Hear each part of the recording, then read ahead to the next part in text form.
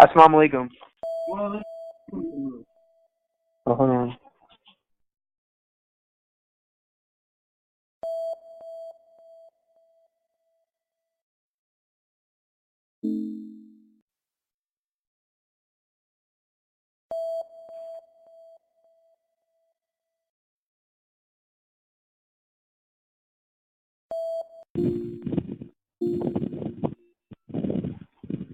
Assalamu alaikum. Walaikum salam. Welcome, brothers and sisters, to the Nation of Islam, Allah's Temple number one, and the Word of Christ. I am opening this meeting in the name of Allah, who appeared and is in the person of Master Farad Muhammad. Assalamu alaikum. Walaikum salam. And with the Farad prayer. Surely I have turned myself, being upright to him who originated the heavens and the earth, and I am not of the polytheists. Surely my prayers, my sacrifices, my life, and my death are all for Allah, the Lord of the worlds. No associate has he, and this am I commanded, and I am of those who submit. O Allah, thou art the King, there is no God but thee. Thou art my Lord, and I am thy servant. I have been unjust to myself, and I confess my faults. So grant me protection against all my faults, for none grants protection against faults but thee. And guide me to the best of morals, for none guides to the best of them but thee, and turns away from me the evil morals but thee. Amen. And with my meditation to Master Farad Muhammad. The Lord is my shepherd, I want not. He maketh me to lie down in green pastures. He leadeth me beside the still waters.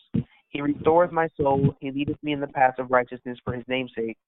Yea, though I walk through the valley of the shadow of death, I fear no evil, for thou art with me. Thy rod and thy staff, they comfort me. Thou preparest a table before me in the presence of mine enemies. Thou anointest my head with oil, my cup runneth over. Surely goodness and mercy follow me all the days of my life, and I dwell in the house of the Lord forever. Amen.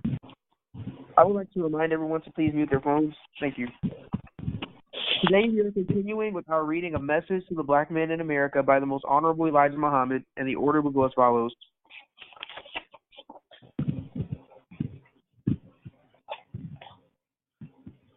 Daim will start by reading Misunderstanding and Misinterpretation from page 186 to page 188.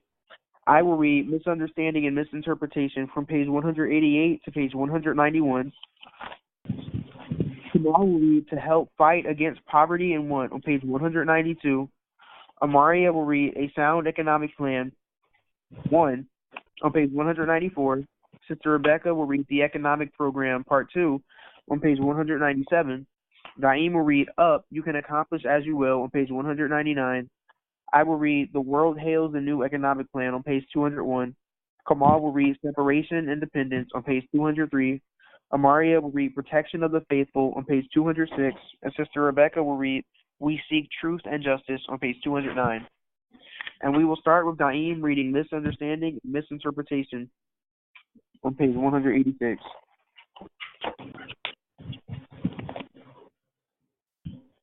This is Minister Daim of the Nation of Islam, Allah's Temple number one. Misunderstanding and misinterpretation.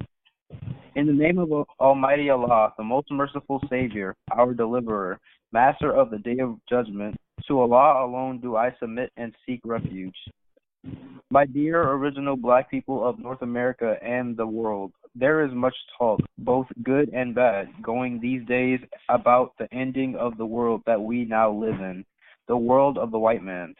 The people of the white race are losing their divine power to rule the world of the original man.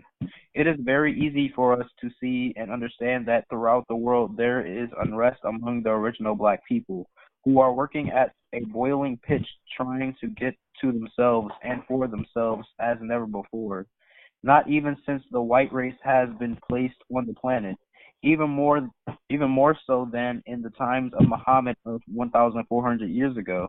May the peace and blessings of Allah be upon him. From the 7th century to the 11th century, we had a much smaller world than we have today. Islam did not conquer the whole world, only Africa, the Near East, and part of Europe as far as Vienna. He did not conquer Italy, China, Japan, and the islands. But today, Islam is for the first time. Islam for the first time has nearly completed her march throughout the world. She has not converted Europe or Christian Americans and never will. But as far as the original black people in America, the Pacific Islands, the southern realm of America, Argentina, and South America, you will find a small population of Islam. America is the last place that Islam was to reach. Not by the missionaries of Asia and Africa, but America was left for the divine supreme being, who is referred to by the name of Allah. In this country, Allah desired to make himself known as he did, for example, in Egypt. Only this time it is universal, coming first to the lost and found members of the black nation of America. That prophecy of the Bible from Moses to Jesus must be fulfilled. There is much taught against the divine work that is going on here in America by Orthodox Muslims and black Christians of America. Many of the Orthodox Muslims do not want to believe that Allah has appeared in the person of Master Farah Muhammad, or that he has made manifest the truth that has been hidden from their religious scientists. The truth of God and of the devil has revealed to me. Though they do have the Holy Quran, many of them do not understand the meaning of it. And some of them believe everything that is prophesied in the Bible and Holy Quran about a last messenger or prophet being or referring to Muhammad of 1,400 years ago. They even take all of the people prophesied from Moses to Jesus, who received a prophet coming after Moses and like Moses to the people of Muhammad of 1,400 years ago. This is very wrong. It must be understood that the prophecies are referring to God and a messenger in the resurrection of the dead in the last years of this world ruled by the Caucasian people. Moses and Jesus were both examples of what was to come at the end of the world, not the end of Moses's and Jesus's world. Moses's and Jesus's lives were examples of what would take place among the so-called Negro in America. That lost and found people mentioned so much by Jesus in Revelations, where it is shown that the messenger becomes a lamb. In Revelations, the symbolic lamb is in the midst of four symbolic beasts. All of the scholars and scientists of the white race know this is not referring to Muhammad of 1,400 years ago. The anger of the beast refers to a dragon against the messenger, who is referred to as a lamb or as a woman pregnant with with a child. This is one of the clearest prophecies of the opposition against him in the last days, and the and the type of people to whom the Revelator refused to give credit for being not human beings, but beasts who desire to destroy the woman and her child. This only means the messenger and his followers of Islam. All messengers were attacked by disbelievers and governments of their time, according to the Quran. As an example of what the last messenger and his followers would face, Pharaoh openly confessed that he desired to slay Moses and did not believe that God, Allah, would be able to protect Moses from his evil plans. But the Holy Quran says that Allah made him an example. For in the last days of both Moses and the symbolic lamb are declared to be victorious. Revelation says that the lamb and his followers, after escaping the evil plans of the beast, sang the song of Moses, which was of the victory over Pharaoh.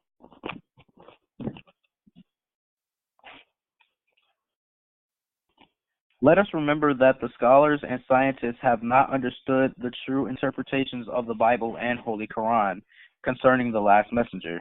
They should meet and confer on this most important of all scriptures and come to the correct interpretation.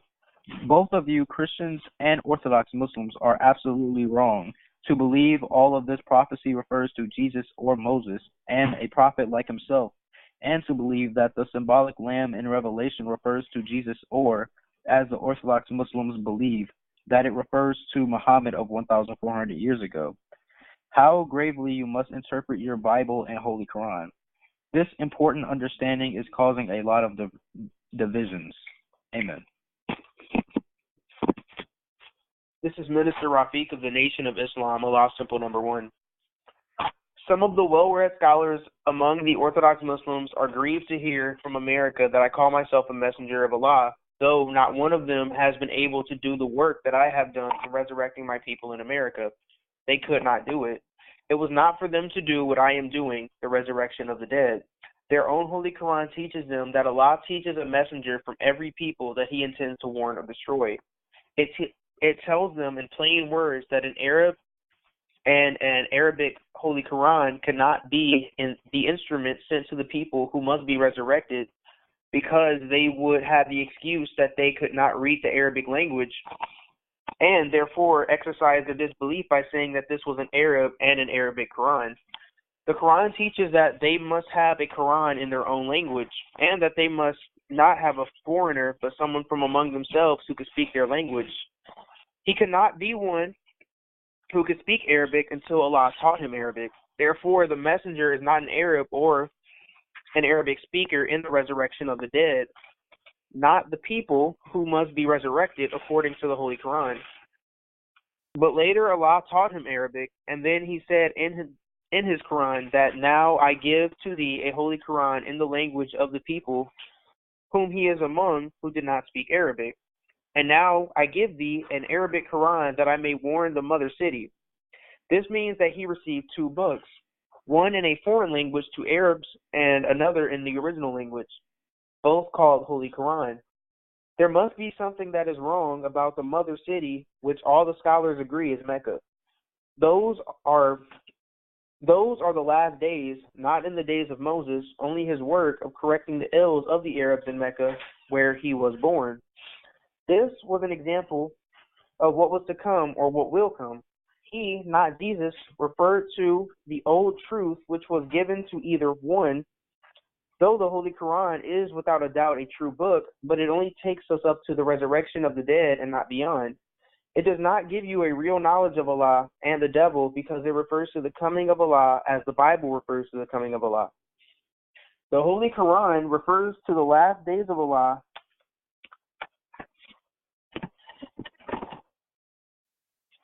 One second, please.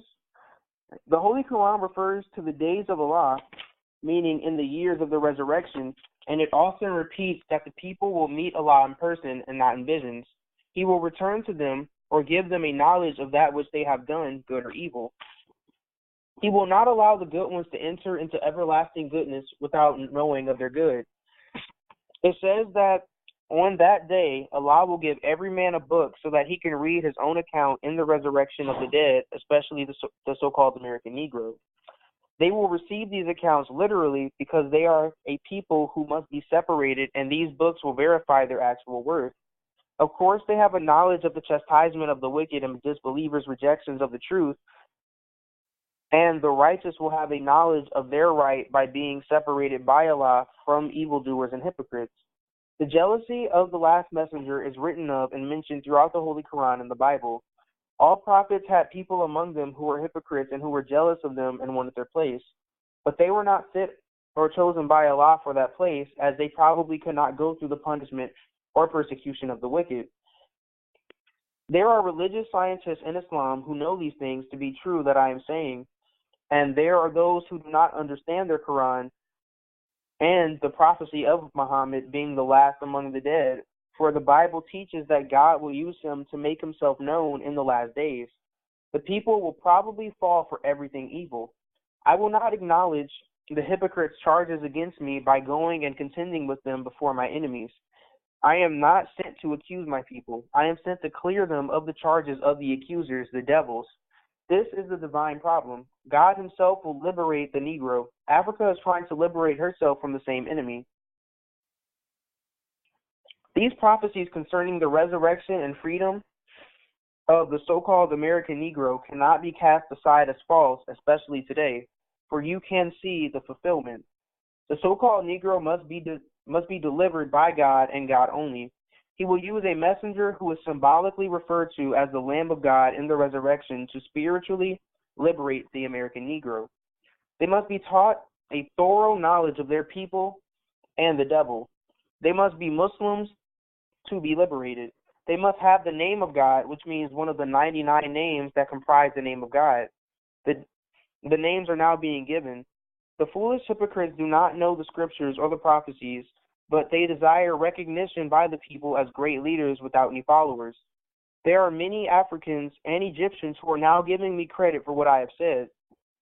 They are actually surprised when they come into the knowledge of Allah's work in America and me, his chosen messenger, sent to my people here in America. I will accomplish the mission Allah has given me to raise my people here in America, both spiritually and physically, above the nations of the earth, if it pleases him. Amen.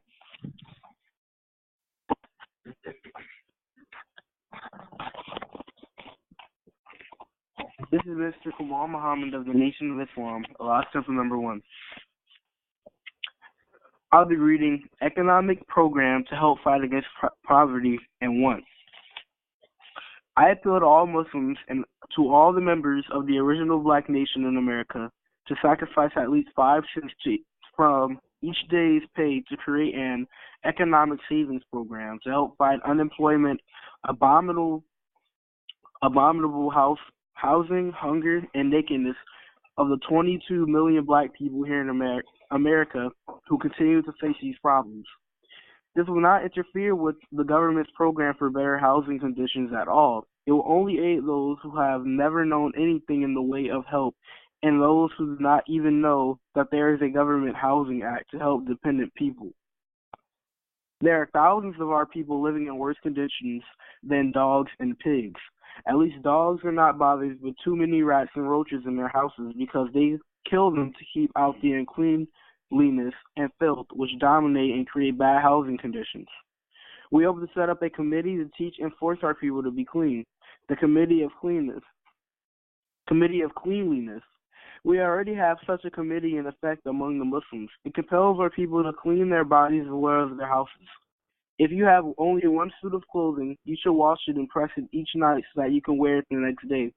If you are not able to have your hair trimmed at a barbershop, you should take turns and trim each other's hair. You must shave yourselves and look like men, and our women should clean up. You do not have to have a dozen dresses. Just keep the one you have clean and pressed until we enforce cleanliness among the people of our nation and give them into the spirit of self-respect and the spirit of making themselves the equal of other civilized nations of the earth. We will never be recognized as being fit members of any decent society of those nations. Send your quarters every week to Muhammad's Temple, number 2 in Chicago, Illinois. These quarters will be banked until we have $1 million to begin building a banking system. We have wasted too much money trying to be equal of the millionaires in America. We like sport and play, but we suffer the pains of hunger because of the millions of dollars lost paying notes for luxuries we could do without, such as fine automobiles, fine clothes, whiskey, beer, wine, cigarettes, tobacco, and drugs. Let the entire nation sacrifice for 3 years. Confine ourselves to buy not more than 3 suits of clothes a year, never exceeding $65 in cost. Buy the minimum amount of shoes, never pay over $16 a pair, as long as current prices for the above-mentioned merchandise remain the same. Of course, inflation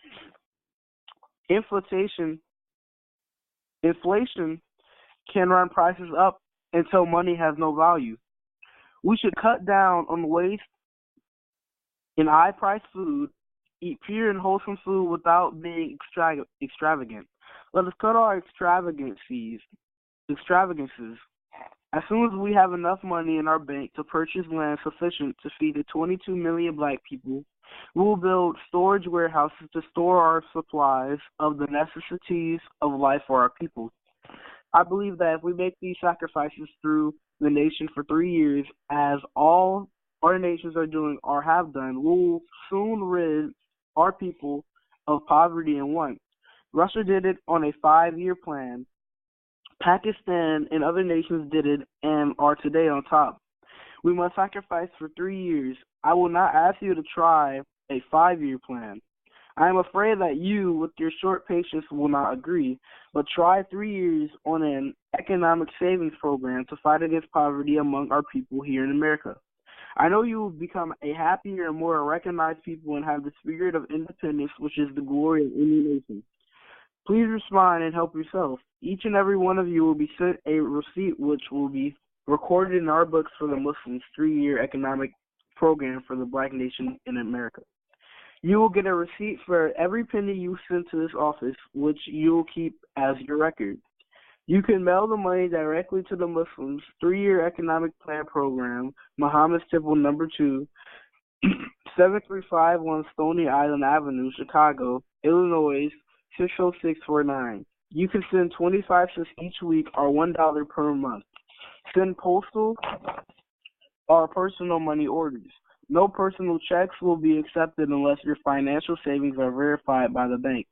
We, the Muslims, will support this program and hope that every member of the working class of our people throughout the country will join us.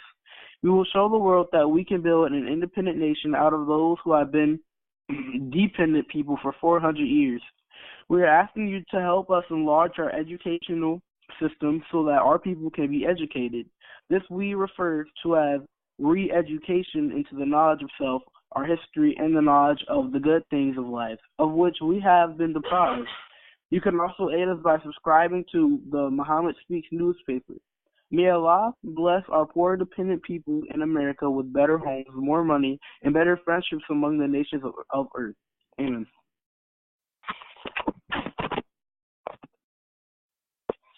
This is Minister Amali Muhammad of the Nation of Islam, Allah Subhanahu.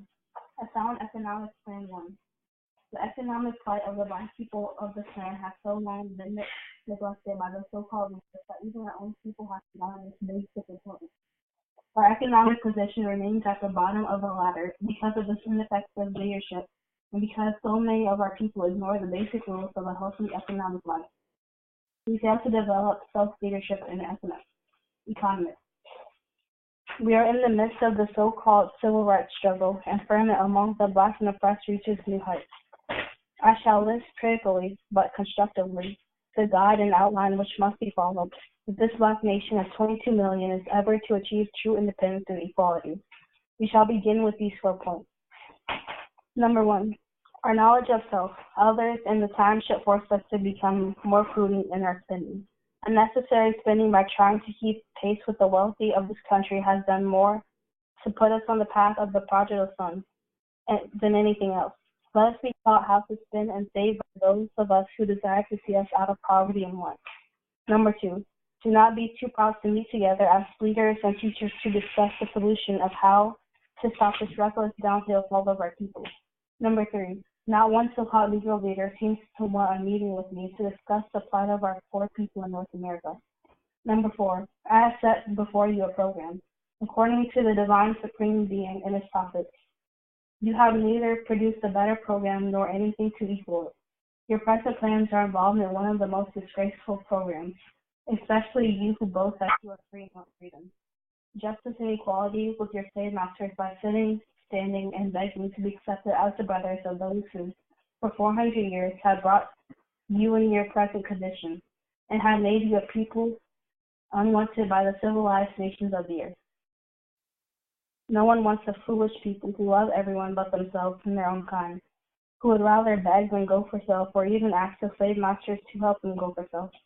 Such people, numbering into the millions, are on the road to destruction if their downhill speed is not checked by Allah, God, and His messengers. How to make an economic program successful. It is very hard for an economist to plan a wise program and see his plans carried out. Because the so-called American Negroes' economics are controlled by the white man. The white man owns the country and the industry. He is the manufacturer and producer of everything. Now it is difficult to plan an economic program for dependent people who for all their lives have tried to live like the white man. The first step the so-called Negro wage earners should take is to spend only when necessary and according to their income. They should save as much of their salaries as possible, weekly, bi-weekly, or monthly. We as the wage earners should always plan to save something from whatever we are paid. Do not become extravagant spenders like the rich, who own the country and everything in it. It is sheer ignorance for us to try to compete in luxury with the owners. If we can save just 5 cents a day from our wages, 25 cents a week, $1 a month, that will mean $13 a year. We could save in the national savings bank. We number around 22 million, approximately 5 million are wage earners. If 5 million wage earners save $13 a year, This would mean 65 million saved out of our wages at the rate of 25 cents per week. It would be painless. But the so-called Negroes do not have that in a national bank. Let us see how much money we spend unnecessarily. Suppose we spent the same amount, 25 cents a week, in tobacco, cigarettes, cigars, chewing, or snuff dissing. But of course, you will spend far more than that. Some people spend 25 cents per day for cigarettes alone. Let us say that we spend the same amount, 25 cents a week, on beer. Again, the actual amount will be more. This means 65 million a year spent for beer and the same spent for whiskey, wine, cigarettes, and cigars. We also spend unnecessarily on sports. You average the same on sports, 65 million. Another 65 million is spent in gambling, averaging 5 cents a day, 25 cents a week. This is just the minimum. The 5 million wage earners save just 47 per year. They would have $235 million a year. And this figure would be far greater if we included extravagant buying of clothes, furniture, and cars, eating the divinely forbidden flesh, which keeps us filled with arthritis, rheumatism, high blood pressure, and fever, makes unnecessary doctor and drug bills. All this wasteful spending should be checked, and you will see within a 1-year period that you have not saved $1 billion, but several billions. The economical way to use the money you save is first to buy farmland and produce your own food. You can raise enough cattle, sheep, cows, and chickens by the thousands if you try following our program. We should cut down on our clothing bills, some of us by about 30%, and yet be well dressed. Again, in this way, we could build a national savings bank from deposits for ourselves and invest our money in the purchase of necessary things for our nation. Then you can cut down your present high cost of living. Purchase real estate, buy farm and timberland. Convert the timber into lumber and build homes for yourselves, as the white man is doing. Of course, you will have the authority over whether you not to sell the land to you. Get clay land with marsh clay land and hill clay. You can make your own bricks. Bricks are inexpensive to make once you get your kiln built and track slate. The greatest expense will be coal or gas to fire your bricks. Build brick homes for your own people and sell them to your people at a very reasonable price. Try and save your people from unnecessary high price buying. Take your cotton to the mills and have it converted into lint. Take the lint to the textile mills and have it converted into cloth. You are very smart. We have many technicians among us who are about as smart as they come. Why shouldn't we get together and produce something for ourselves? Ask the government to help us work for ourselves, and if the government will not help us, although we and our fathers have been loyal and helped them to become and remain independent, then appeal to your own people to allow you to move on among them. I'm sure that if you are a Muslim, you can find a place anywhere on the earth. We are the righteous, and it should not be hard for us to do something for ourselves if we unite. We do not need to unite and then go fight for some other nations to get their country. No, that will not be necessary. Come follow me, and I will show you how to do this without having to shed a drop of blood. Shedding blood for something that you are divinely justified in having is not necessary. It is a disgrace for us to have all this present trouble standing around begging, quarreling, and fighting with slave masters over something that we can do for ourselves. There's only a chance. This chance can be had if you go about it in the right way. Amen.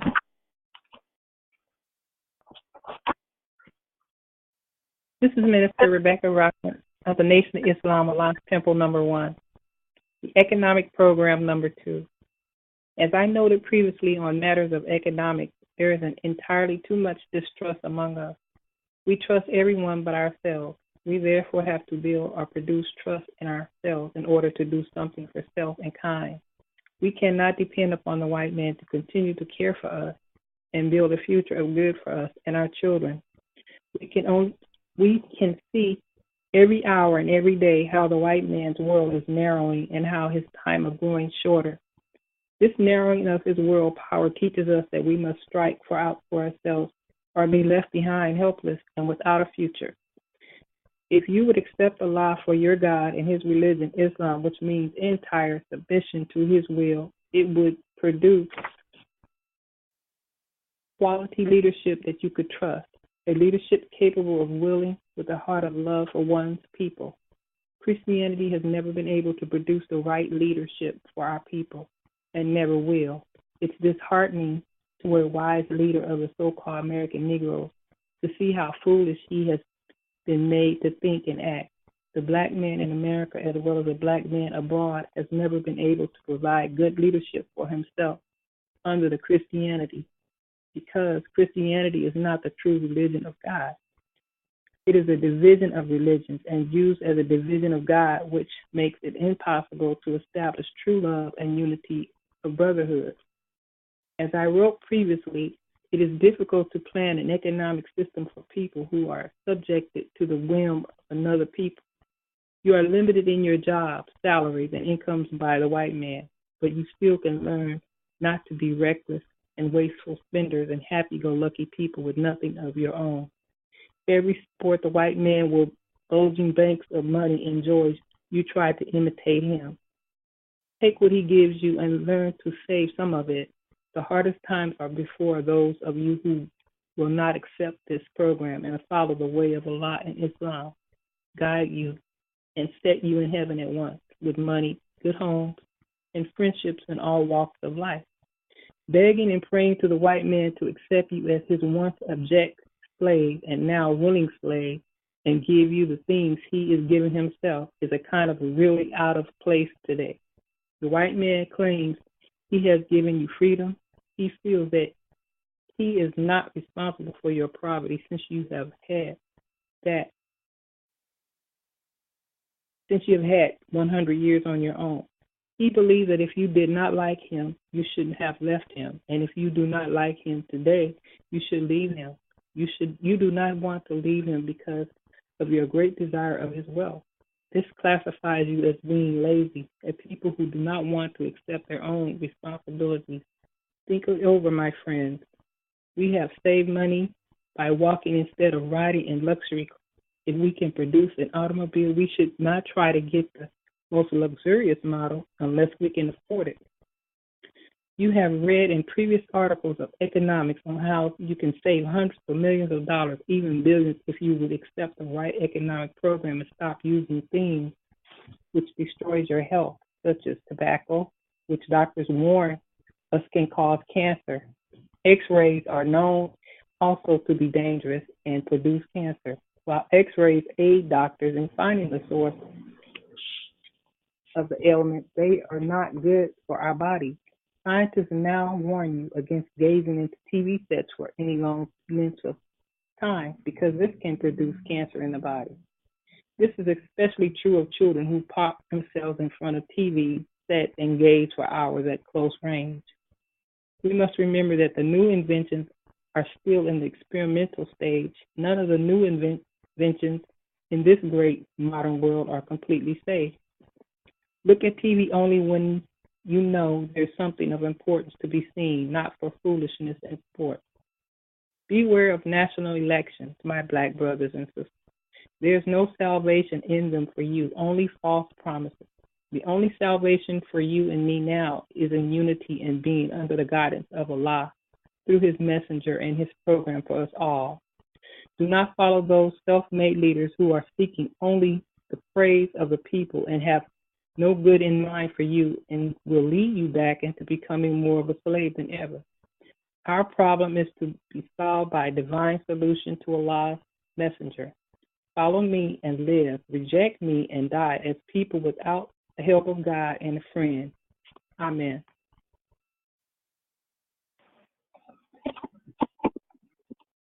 This is Minister Naeem of the Nation of Islam, Allah Supper number 1. Up. You can accomplish as you will. I am asking that we, the whole nation, sacrifice for the next 3 years, and when we get enough in our bank, we will put it to work to make more money. We do not mean to let it lie idly for 3 years. We could invest in anything to help the nation improve our economic condition. Heretofore, our distrust in each other has kept us down. We have to trust each other as other nations trust each other in order to do something constructive for the original black people of this country. We would like to raise at least 500 million in the next 3 years. $500 million. If all would contribute willingly and honestly, all that they all that they could to this economic plan, we would soon have billions and enough money to have something for ourselves, other than begging at the gate door and the floor of the white man's business places for that which we, if united, could get for ourselves. I am sure that the white people would have more respect for us after giving us a job and salary if we would try saving some of that salary to help ourselves in that which we could do for ourselves.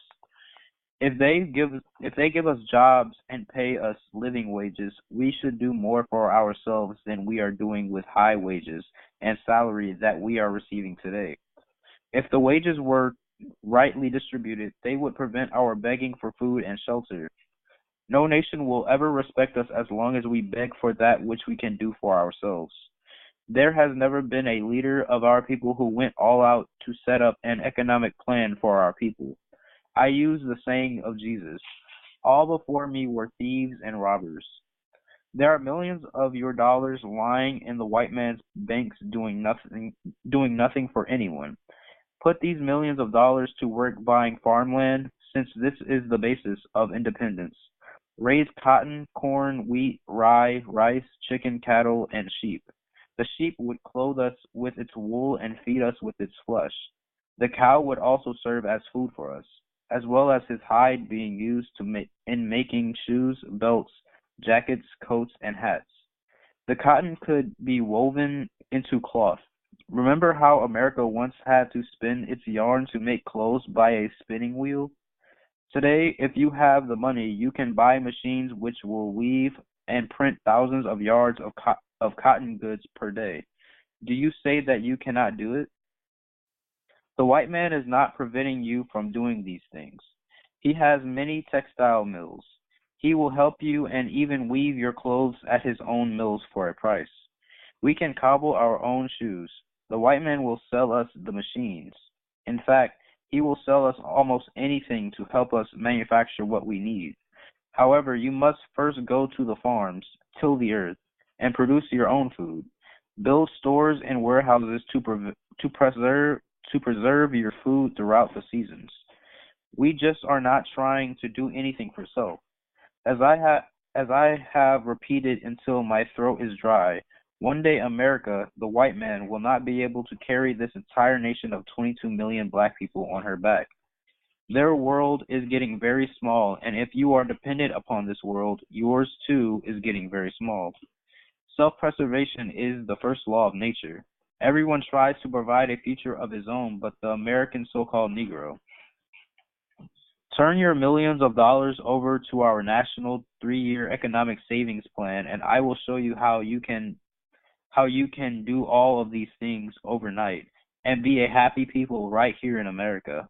This will bring about peace between the two people because you will not have to fight or beg the white man for that which you can get for yourself if you were only united. You most certainly should be tired of being beaten and killed. I am appealing to you, each and every one of the 22 million black people of America, and to send every penny, nickel, dime, dollar, hundreds of dollars, and millions of dollars that you can spare to the 3-year economic plan. Muhammad's Temple number 2, 7351 South Stony Island Avenue, Chicago, Illinois, 60649. Russia did it and became independent. Pakistan did it and became independent. And you can also do it and become independent. As soon as your money is received, it is banked in the Continental Bank of America and other federal banks until we reach the mark of 1 million.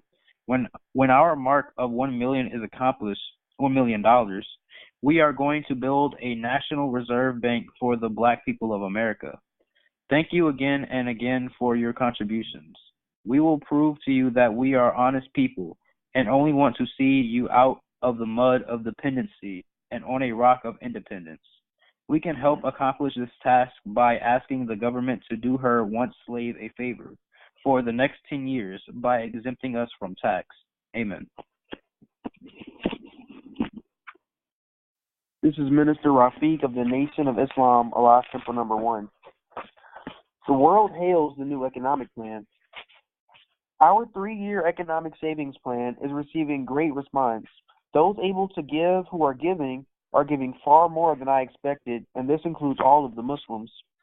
Those unable to give are in sympathy with our cause. We thank and praise Allah for His coming and blessing those who have neglected their duty to Allah and self because of ignorance and fear of those who put fear in us and prevent us from uniting for a common cause. If Allah continues to bless us, and He will, with the progress that we are now making, the set goal will be accomplished by the end of the 3 years. We, the Muslims, have responded nearly 100% for the past month.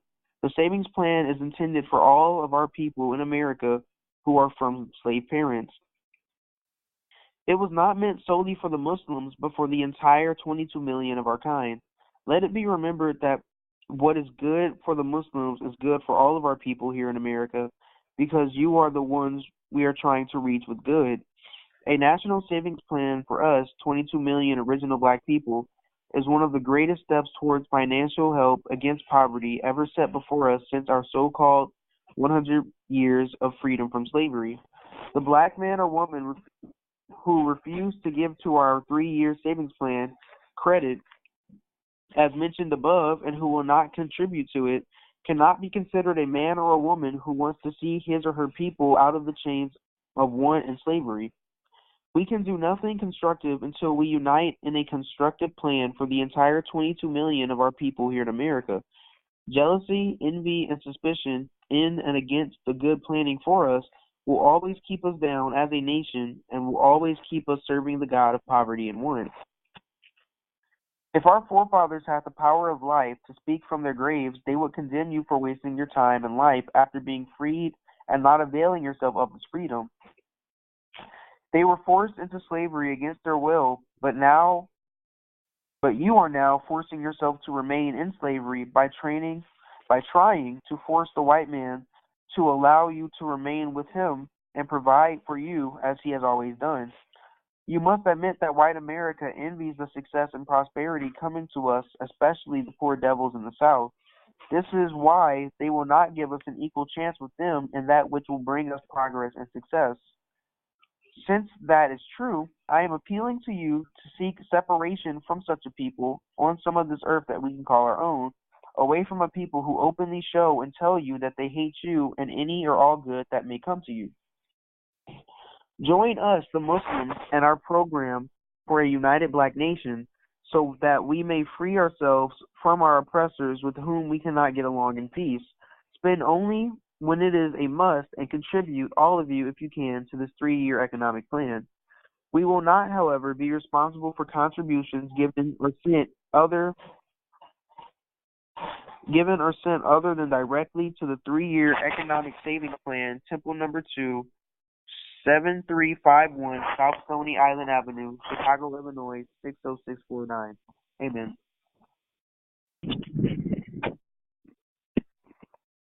This is Minister Kamal Muhammad of the Nation of Islam, Allah Temple number 1.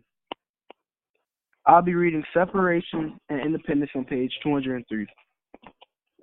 With the right understanding, with business unity, we can turn the great flow of millions of dollars that leave black communities and go into the hands of white businessmen back into the pockets of the poor black men and women who would benefit most of it. How can we do this?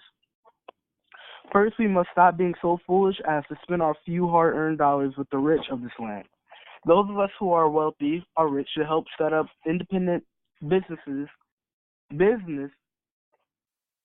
which our people need and which could add wealth to our communities.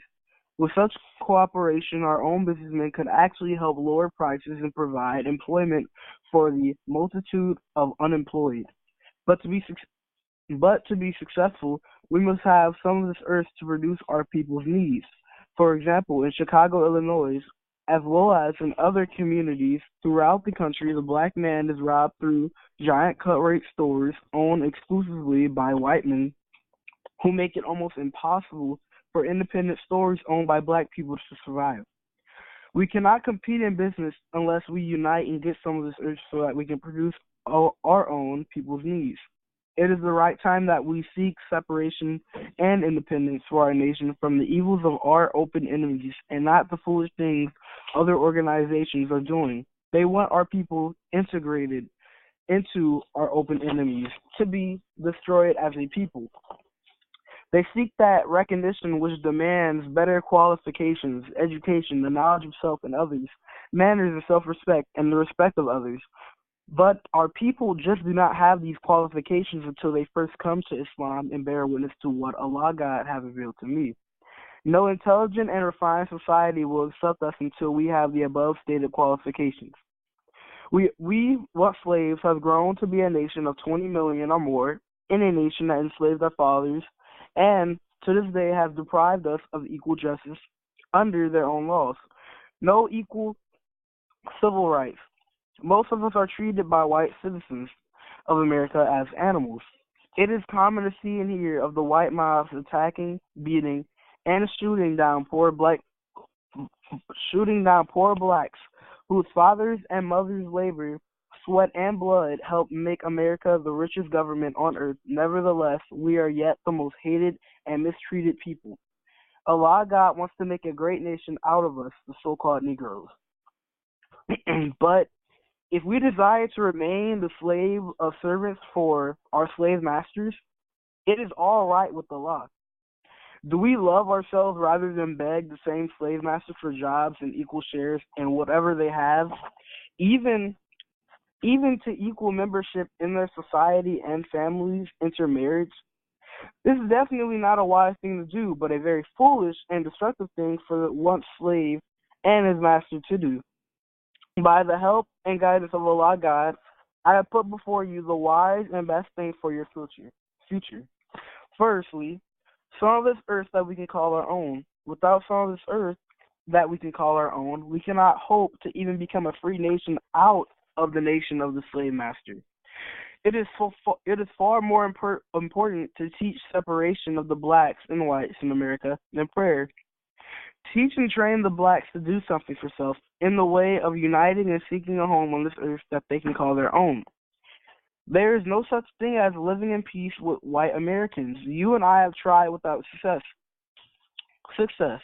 Look what white Americans did to my followers in Los Angeles, California on April 27, 1962. They know that we, the Muslims, are a peaceful people and do not carry arms, but the heartless enemy devils care not for peace. They were created and made to hate peace. Night and day they are out seeking a chance to beat and kill you, while at the same time you are out seeking to show them how much you love them. A very foolish people you are. How can anyone other than you, so-called Negroes, love an open enemy? Amen. This is Mr. Muhammad of the Nation of Islam, Allah Temple 91. The persecution of the righteous, protection of the faithful. None deceit concerning the message of Allah, but those who dispose. So let not their control in the land deceive you. Holy Quran, chapter 20, verse 2. The preceding verse is very true. According to the Holy Quran, the truth must always be rejected and classified as foolishness by the rejected. Put Amaria closer to the phone so we can hear her. I don't know why. Put her in the same spot Kamal was in. We can't hear her talk. And make sure she's there every time. Their rejected behavior is similar to that of the people in the land of America today. The white man is in control when he seeks to deceive the so-called Negro, just as Pharaoh deceived the Israelites. Pharaoh had control and power over Egypt. He made a mockery of Moses, saying that Moses could not speak plainly, and he criticized Allah's offer to Israel. Pharaoh did not give the Israelites that promised land of milk and honey, fertility and riches. The white man in America is like Pharaoh in Egypt. He, the modern Pharaoh, is trying to control the 22 million so-called American Negroes, as Pharaoh did the Israelites in Egypt. The white man's control over the so-called Negro makes them helpless in trying to follow Allah and his servant into a land they call their own and where they can rule themselves, as other nations are doing. The so-called Negroes are deceived in thinking their future in America will be a great one. They should accept their own Islam and try to do something for themselves as other nations are doing, on a land that they can call their own. They have intelligence, but do not have the desire to do for themselves. Consequently, the white man of America is helping them to continue to have such foolish desires. He wants to keep the so-called Negro looking up to the white man, the white American, for what he wants. The so-called Negroes are disgracing themselves, lying at the feet of the white man, and begging him to accept them as equals and sharing the wealth of America. It is against the very nature and disposition of the slave master to accept his one slave as his equal, or to share equally with the slave in his wealth.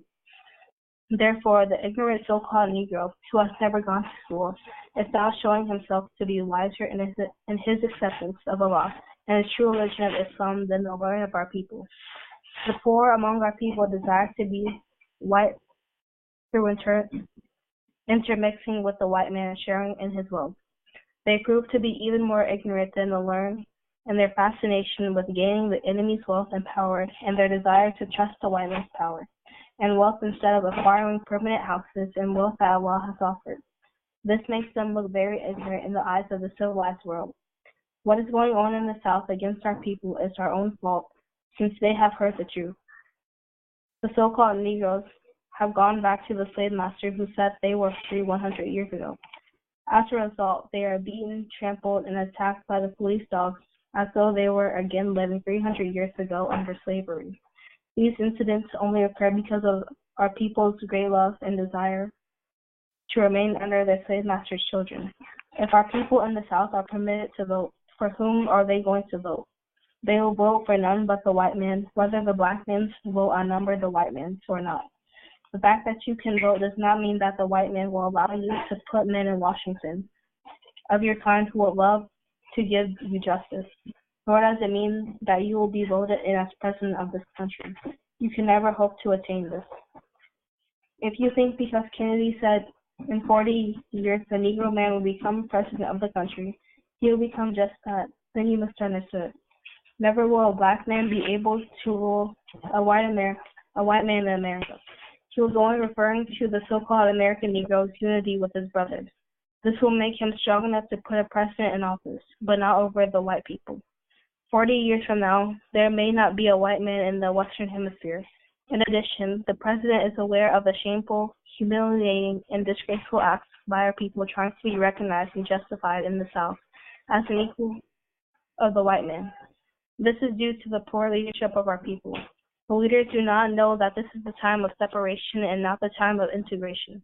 The time for us to separate has come. The God of justice is bringing this about himself by making us see the enemy clearly as he really is. It is Allah who taught me that this is a race of devils.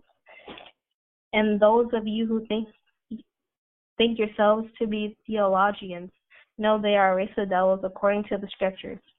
Some of you may argue that you do not believe the scriptures, whether they teach the knowledge of this race of people.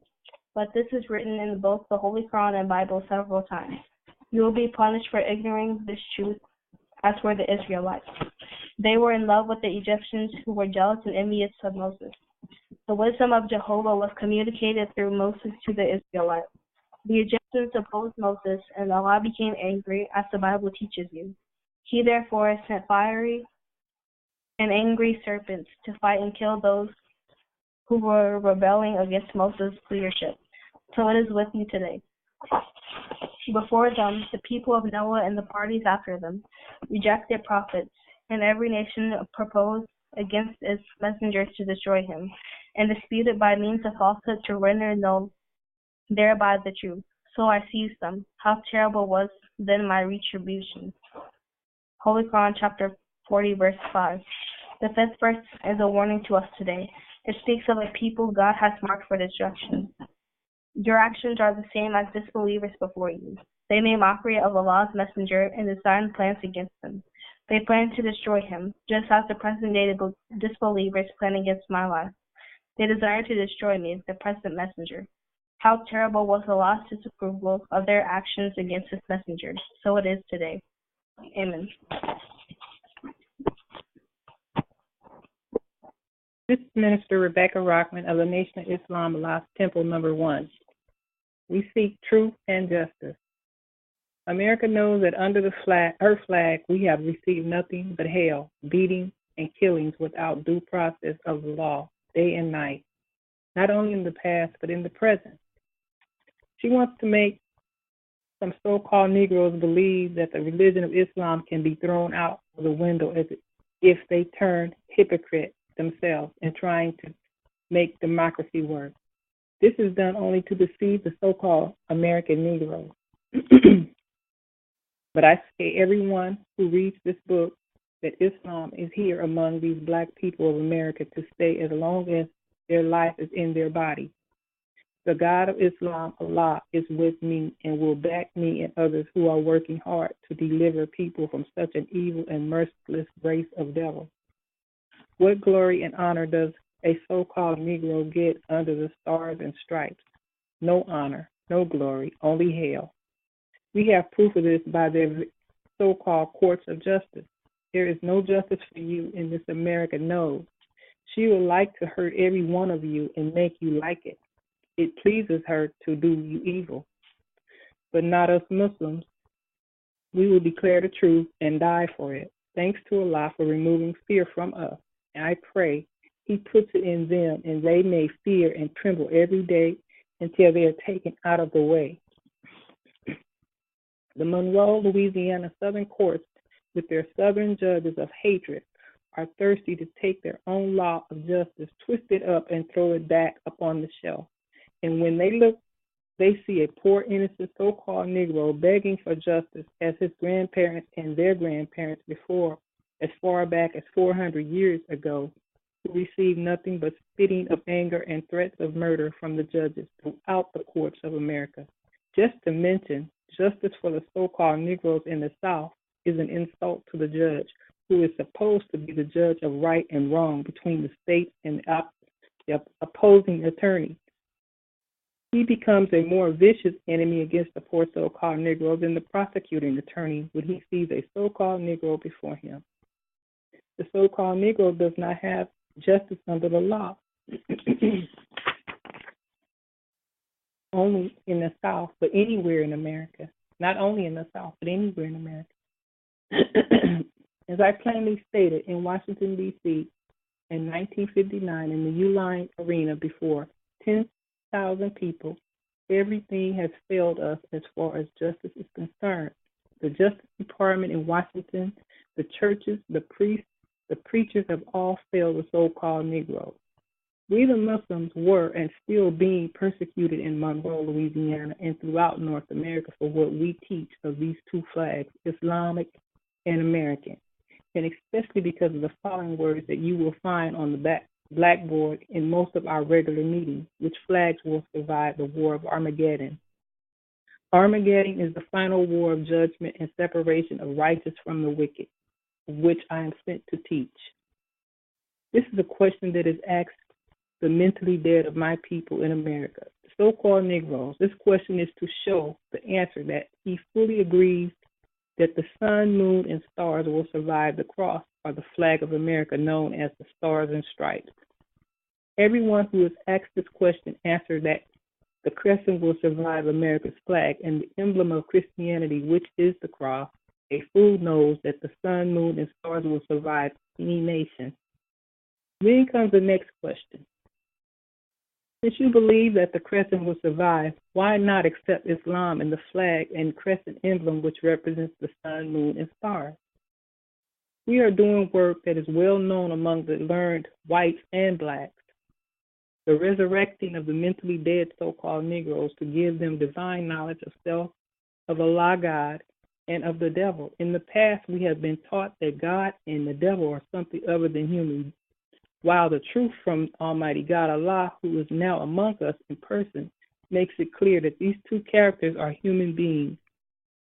I am not referring to the wise who already know these things, but to the ignorant and foolish. If you read your Bible for understanding of the reality of God and the devil, you will also agree that they are human beings and not spirits or non-existing beings. They exist. I have not the time or space to go into details.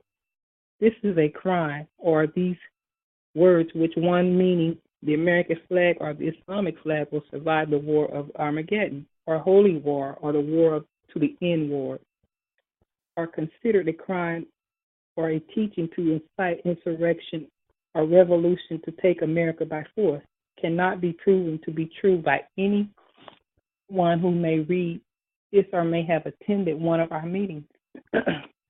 If Troy X. Cade is guilty of teaching insurrection against the government, then I'm guilty because I am Troy's teacher. I would rather go to prison in place of Troy if this is the justice for the truth Allah gave me. By the help of Allah and by the blood of the original man whose father is the originator, I, Elijah Muhammad, will fight for this cause to get our people justice in America. And by help and power of Allah, the power that is in the universe, the power that is in the nation of Islam, and the power of every atom that is bound in the planet Earth and that is bound in our other planets, what angers America is just the idea of her 400-year-old slave now wanting to go over to the paradise of freedom, justice, and equality under the crescent of the divine religion of Islam, where they will have sincere brotherhood and friends throughout the civilized world. Amen.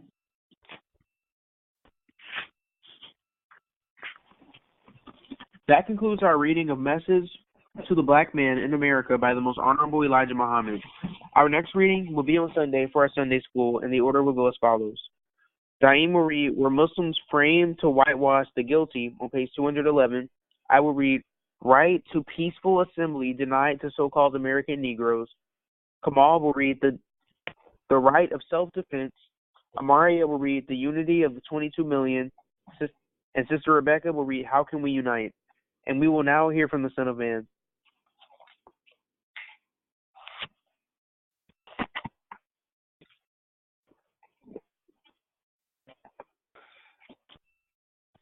In the name of Allah, who appeared and is in the person of Master Farad Muhammad. Assalamu alaikum.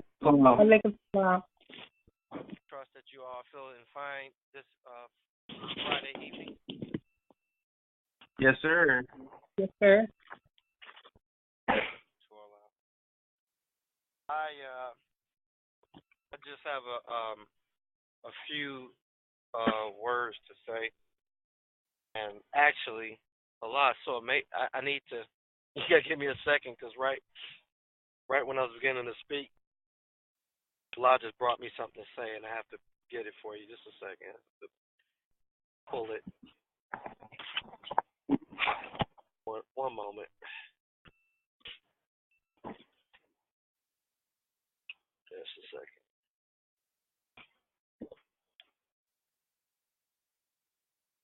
All right.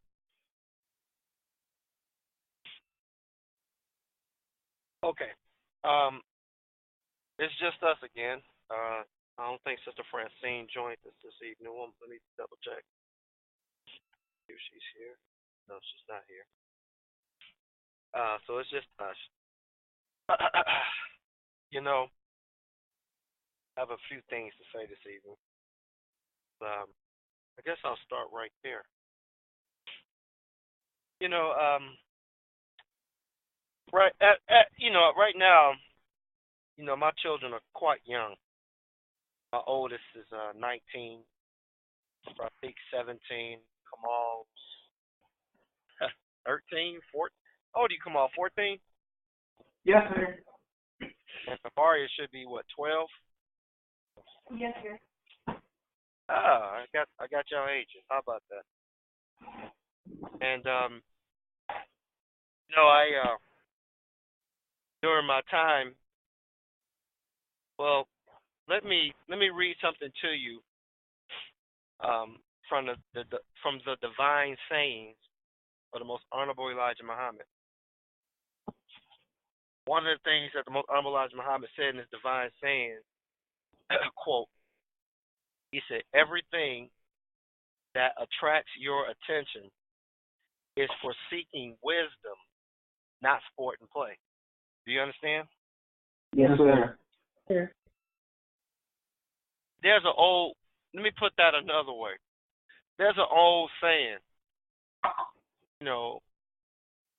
you'll hear old men or serious men say something like, I laugh a joke, but I don't play. Do you understand? Yes, sir. That's kind of me. If you let me go to the extreme. If you see me at a nightclub or you see me at a strip joint with naked women dancing on poles, or I'm at a nightclub with people drinking and dirt dancing, filthy dancing, and they just behaving in all kind of sinful and ungodly behavior. If you see me in a place like that, what you must understand is I'm not there to pick up women, to look at a woman's bare breasts swinging around a pole. I'm not there for that. I'm there for wisdom. Do you understand? Yes, sir. Yes, sir. I'm being literal. There have been times it's weird. Most of the time, I am alone.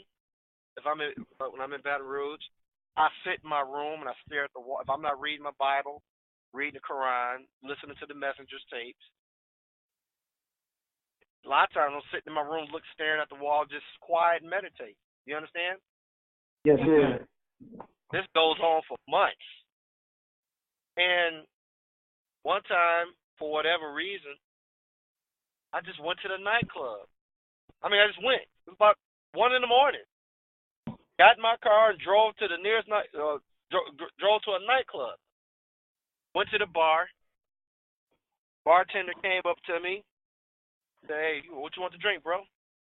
I said, "I'll take a Shirley Temple." And he gave me the weirdest look.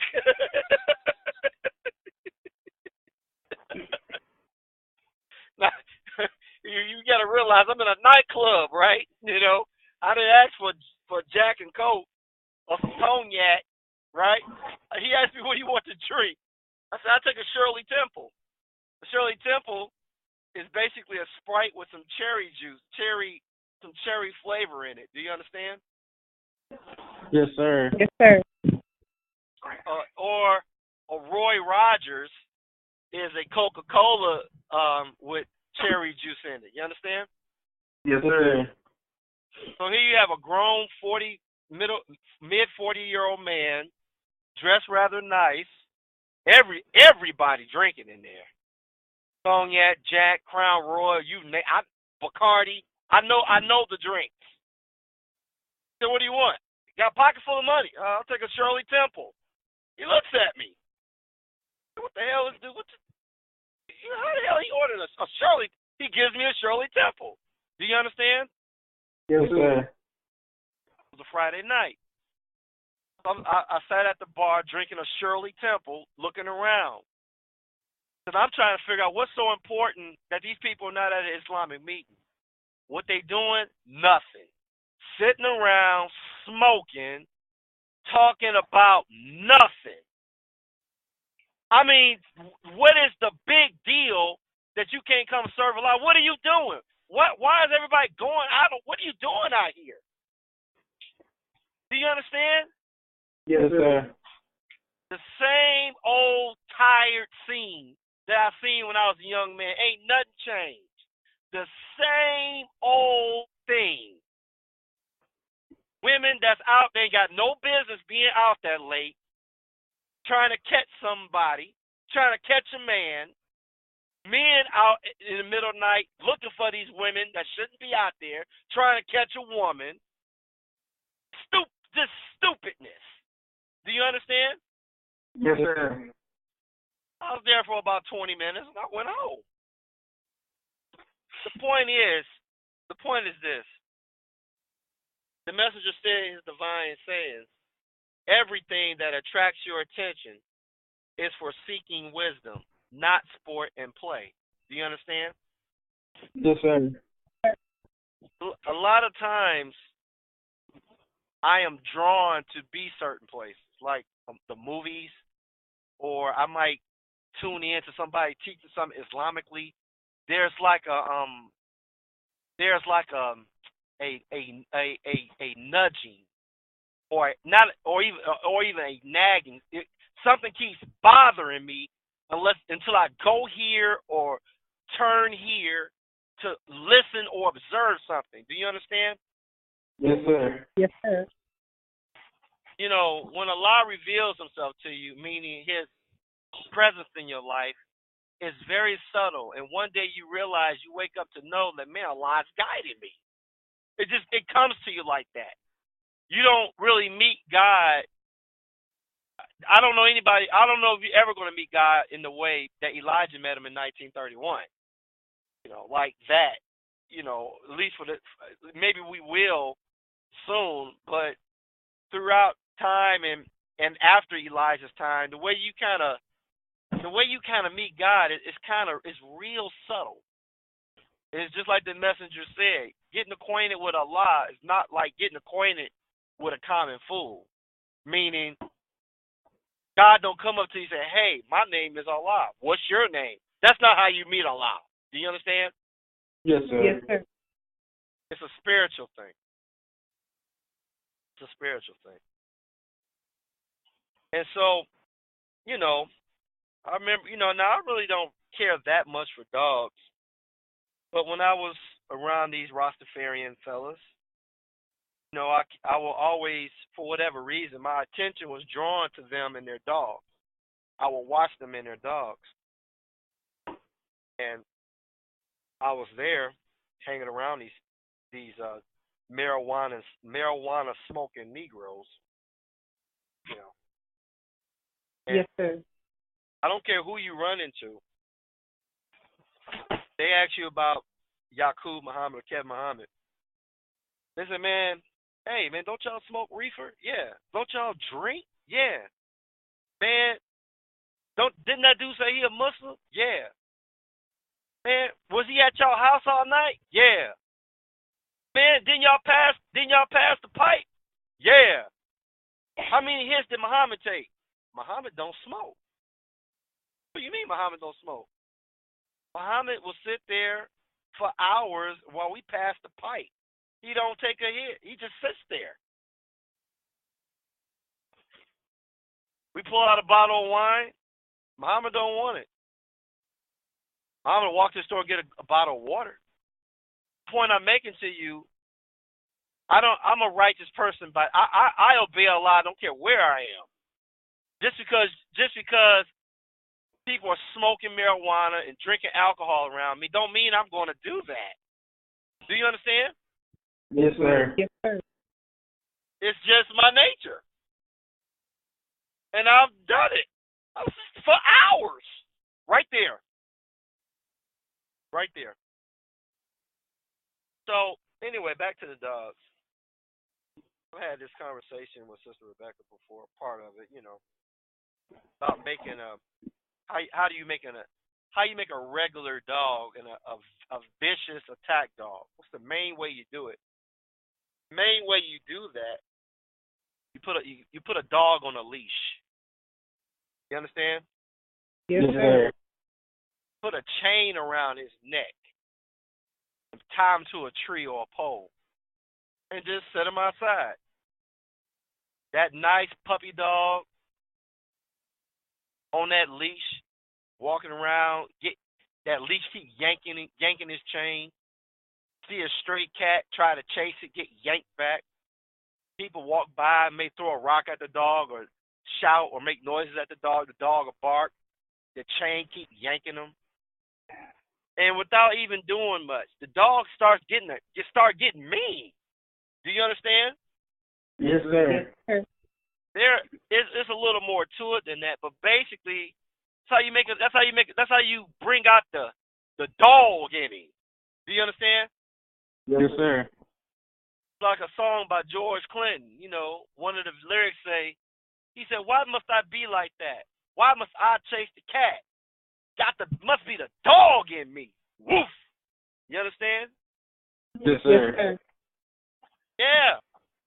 Yeah. Bring out the dog, And there's many levels of understanding that, And I'm not going to go into it because this is not the place for that. But when you get older, you start dealing with women. Well, this may not happen to you because you're in another world. But out in that world, when they say nice guys finish last, that's a true statement. And if you were in that world, you was out there long enough with these women, not saying you won't be a nice guy, but they will bring the dog out in you. Do you understand? Yes, sir. You will develop a dark side with women. You go from being a mama's boy to a man, and you learn through experience. When the setting's right, and you with a woman, you ain't gonna be a mama's boy. When you get you with a woman in the right setting, you become a dog. The dog come out. Do you understand? Yes, sir. No, you don't understand. You really don't.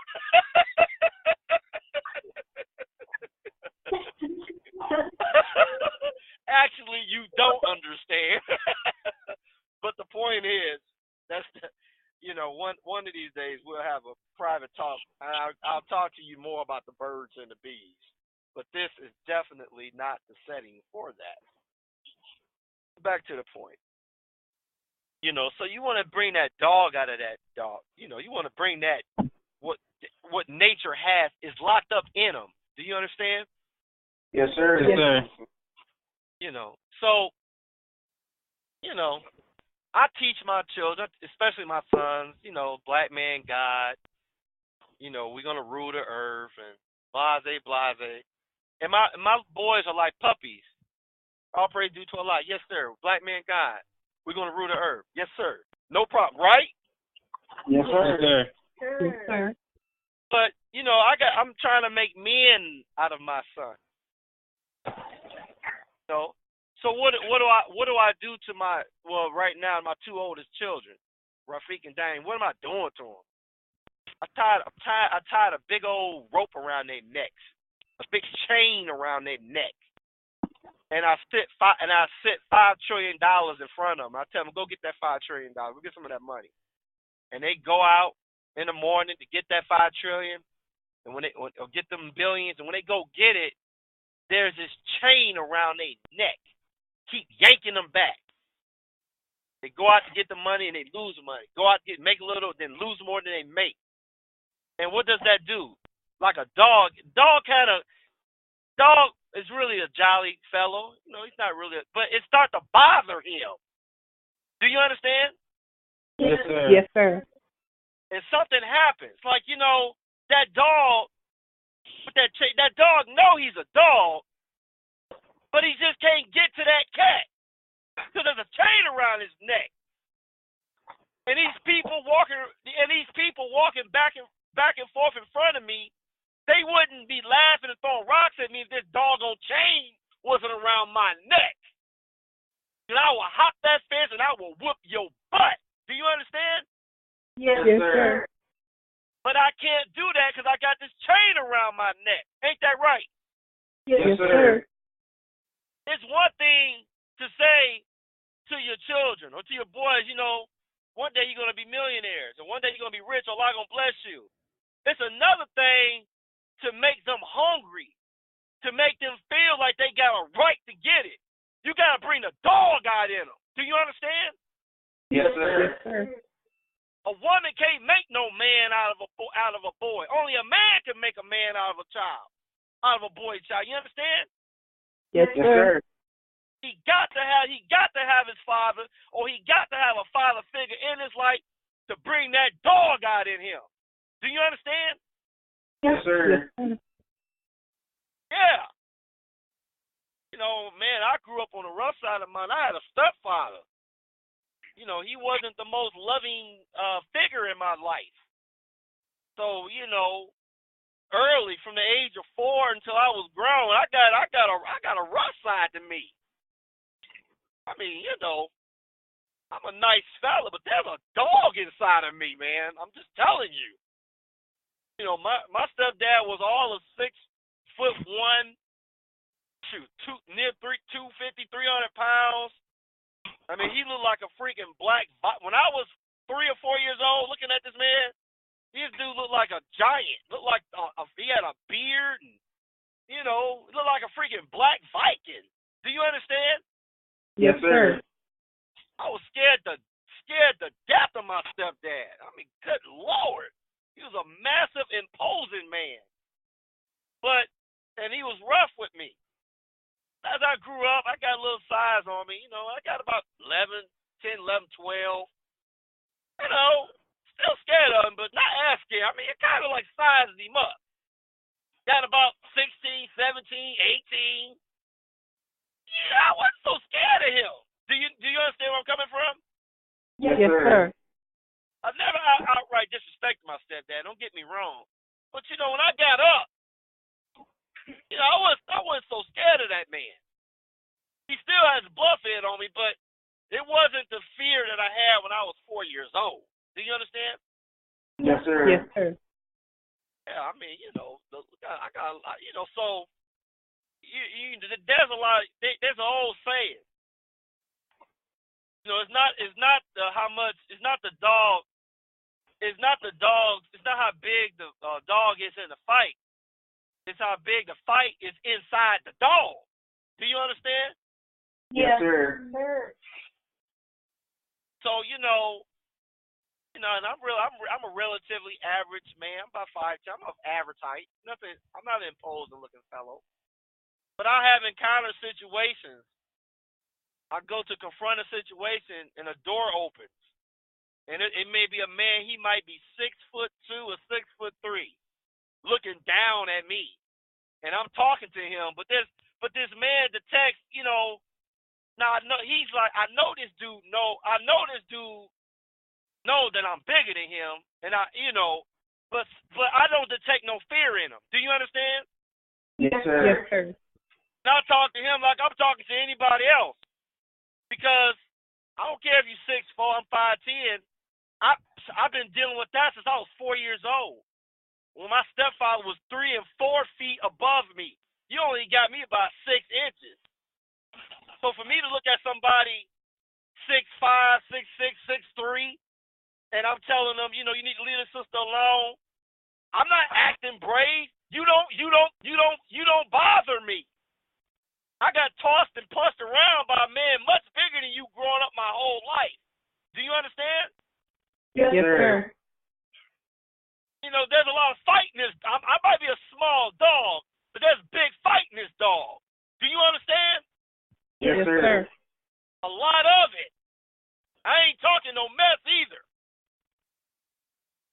A lot of people, men are like that. They get the brag and bravado. I'll whoop your butt. I'm tough. Until the moment comes. And then you realize your heart pumping blood Kool-Aid. And if you hang around me long enough, you will see I ain't talking no mess. You don't see me cower down to somebody because they bigger than me, and I back down and punk out. I ain't no punk. Yes, sir. Do you understand? Yes, sir. Yes, sir. My stepdad brought the dog out in me. One moment.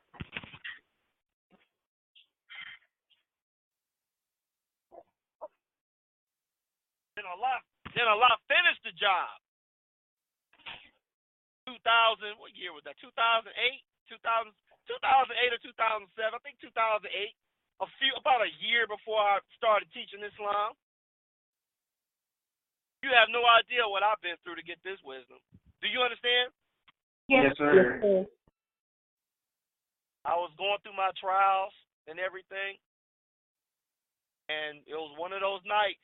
I was in and out of. I was not myself. I was going through changes. Something was happening to me, and there I go again. Took our family car, drove out. My wife don't know where I'm at.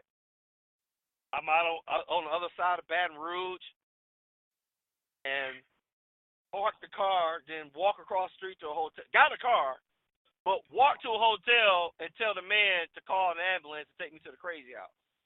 You understand? Yes, sir. Yes, sir. I was not myself. So instead of taking me to a hospital, they take me to jail. No charges. They take me to jail. Christmas night, 2008 or 2007, maybe 2007. One of them, 2007, 2008. My ex-wife would know. She thinks back on it. I could ask her, but I don't. But that's not necessary. So anyway, Christmas night, 2007, 2008. What happened? White boys decided they want to have a little fun. So about I would say about, it was a small jail cell. I would venture to say at least 4 white boys, about 1 in the morning or around that time. When you're in jail, there are no clocks on the wall. Do you understand? Yes, sir. Yes, sir. I've done jail time. I don't care what jail you go to, you won't see no clocks on the wall. Well, none of the jails I've been to, you don't see clocks. Time goes by slow. When you don't want to go to jail. Jail is not a good place to be. Do you understand? Yes, sir. Yes, sir. I remember when I was practicing law, and the judge was about to throw me in jail, and I knew he was. I'd never been to jail before, and I'm in Mississippi, and I was it wasn't so much, it was not fear, but it was the unknown, and it was a combination of, I shouldn't be going to jail, so it was a feeling of being unjustly done, and also being away from my children. I'm going to jail for something I don't deserve to go to jail for. So there was a lot of anxiety. Not so much fear of my life, but anxiety of being locked away and not being able to be with my family. That was psychologically serious to me. It was psychologically something to go through. Do you understand? Yes, sir. But allow Satan to put his hands on me and throw me in jail. I mean, thrown in there. So to make a certain kind of person, to bring the dog out of somebody, to bring it out, you go through something. Do you understand? Yes, sir. Just like mothers in this country, they join the military, especially the Marine Corps. When that boy come back from the Marine Corps after them 8 or 12 weeks, or 12 or 16 weeks in the Marine Corps, the next time that his mother see her son, he's a man. And she's so excited. Do you understand? Yes, sir. But if that mother knew what in the hell them people did to that boy in the military, she wouldn't have let him stay. If she seen what they do to you in the military to make you like that. Do you understand? Yes, sir. Yes, sir. Yeah, I'm not some soft Muslim that's been hanging around a crew all my life that joined the gang and talking tough. Nah, Allah put me in the fire. You understand? Yes, sir. So when you in jail and nobody knows where you're at, and you're in a cell by yourself, 4 white boys coming to big old country devils that's gonna have them a little fun tonight, whoop your donkey, come in that cell and beat on you for 3 and 4 hours. There's a dog in you. Do you understand? Yes, sir. Yeah, them devils chained my ankle, chained my wrist, and went in on Mr. Muhammad here. And as soon as I could, when I reached the snatch of devil, I found out that my feet and my hands were chained together, and I couldn't get them.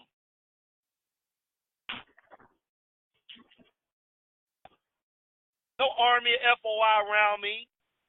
No Farrakhan with me. No Marvin with me. Just me in that jail cell. Me and Allah. Do you understand? Yes, Yes, sir. sir. Did not ask them devils one time. Please don't hit, not one time. Didn't say a word. It was just me and Allah in that jail cell with 4 devils, 4 seats, 4 cops in the jail cell. Me and them devils. Knowing what they do to you, knowing that they hang you and kill you, me and them devils. It was just me and Allah. That's it.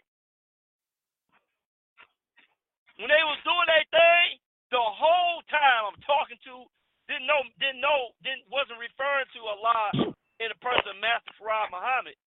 I was referring to Allah as Allah. And not crying either. Wasn't saying a word to Allah. The only thing I was thinking about was Allah. Just taking it and just thinking about Allah. Didn't even ask Allah to make him stop. As crazy as that sounds, I was not praying to Allah, please stop.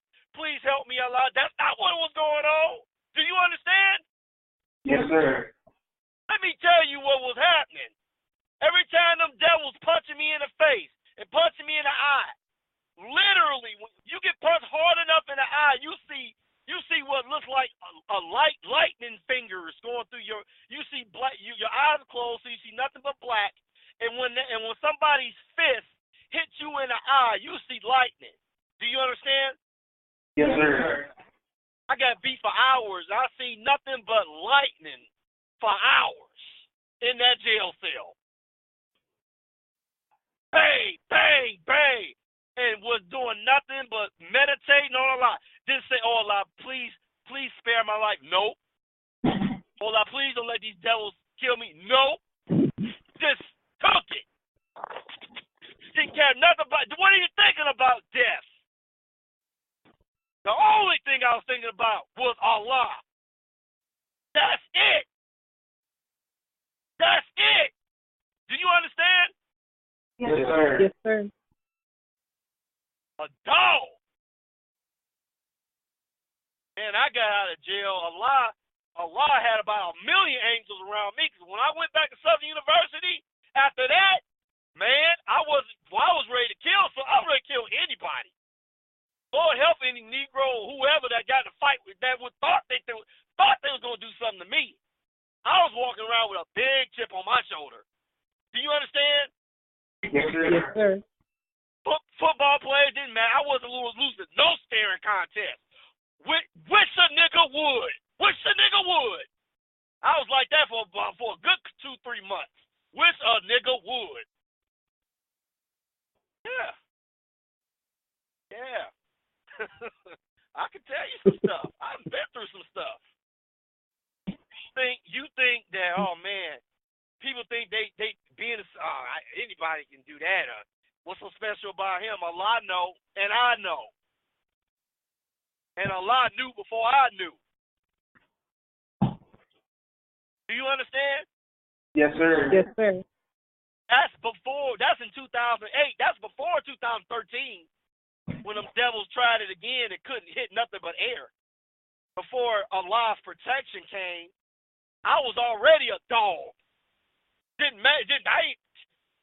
Not disrespecting Allah. I didn't get brave because I have Allah. Allah had already made me brave. I was already a a dog. Do you understand? Yes, sir. Yes, sir. It's already there. You think I'm talking? You think I'm the way I am because of what happened in Virginia? No, sir. No, ma'am. I was already a dog before 2009. Before Dain asked me the question, who was Allah? I was already a dog. Do you understand? Yes, sir. Yeah. There's a reason I'm teaching this, because I know you all understand, but this might get uploaded. So I say these things for the record. I'm not a man that talks about how tough he is. That's not my nature. If I'm telling you this, there's a reason for it, and it's not to brag in front of my children how tough their daddy is. Even though dads do that, that's not why I'm telling you all of this. There's a reason why I'm talking about this. You understand? Yes, sir. Yes, sir. Yeah. There's a reason for this. One moment. You know. So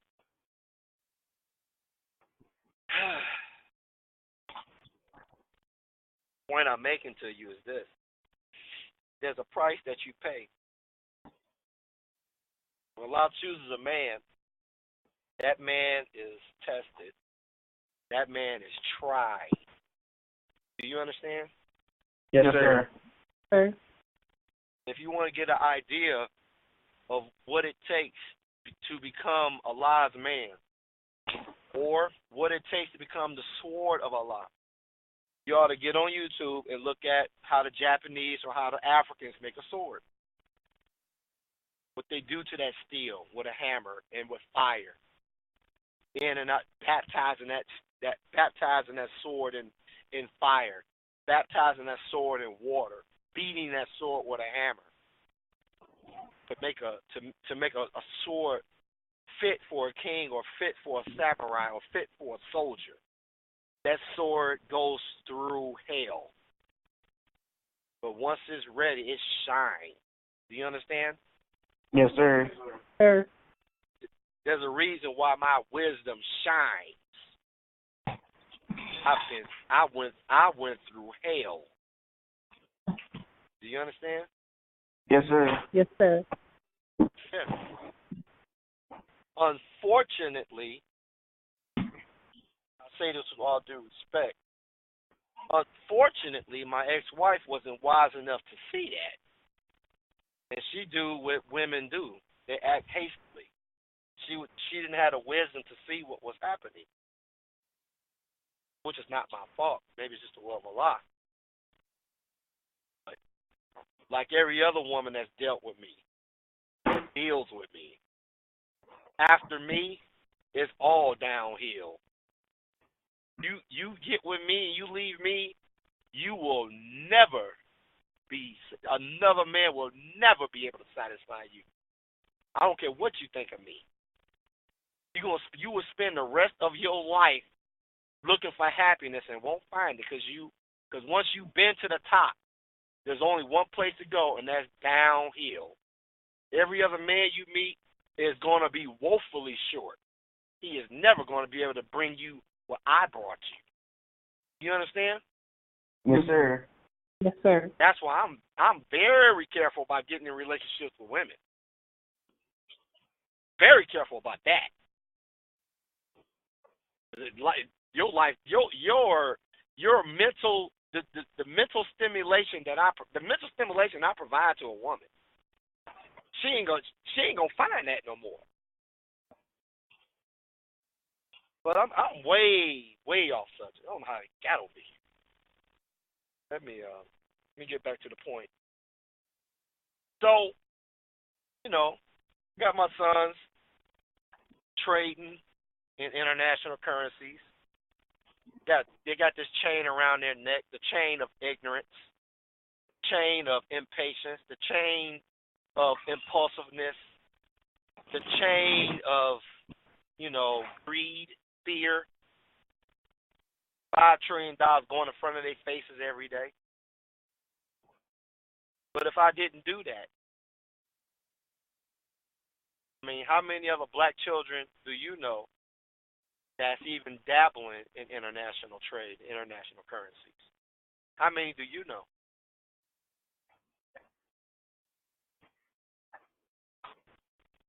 None. None. Yeah. And my children are still teenagers. I got teenage children looking at international trade. Black children. That's a threat. That's a threat to white supremacy. Because under white supremacy, the way they got things set up in America, black fathers are not with their children anymore. They don't have a relationship with them. So what's going on between me and my boys is not what the white power structure is designed for. Do you understand? Yes, sir. Yes, sir. And that is a problem. Despite the fact that you don't see Ku Klux Klan white people with burning crosses in front of your trailer, in front of your house, Just because you don't see them saying anything don't mean they're not looking. Do you understand? Yes, sir. Yes, sir. The Bible says the wicked watches the righteous and seeketh to slay him. I don't worry about my children, even though I'm not with them,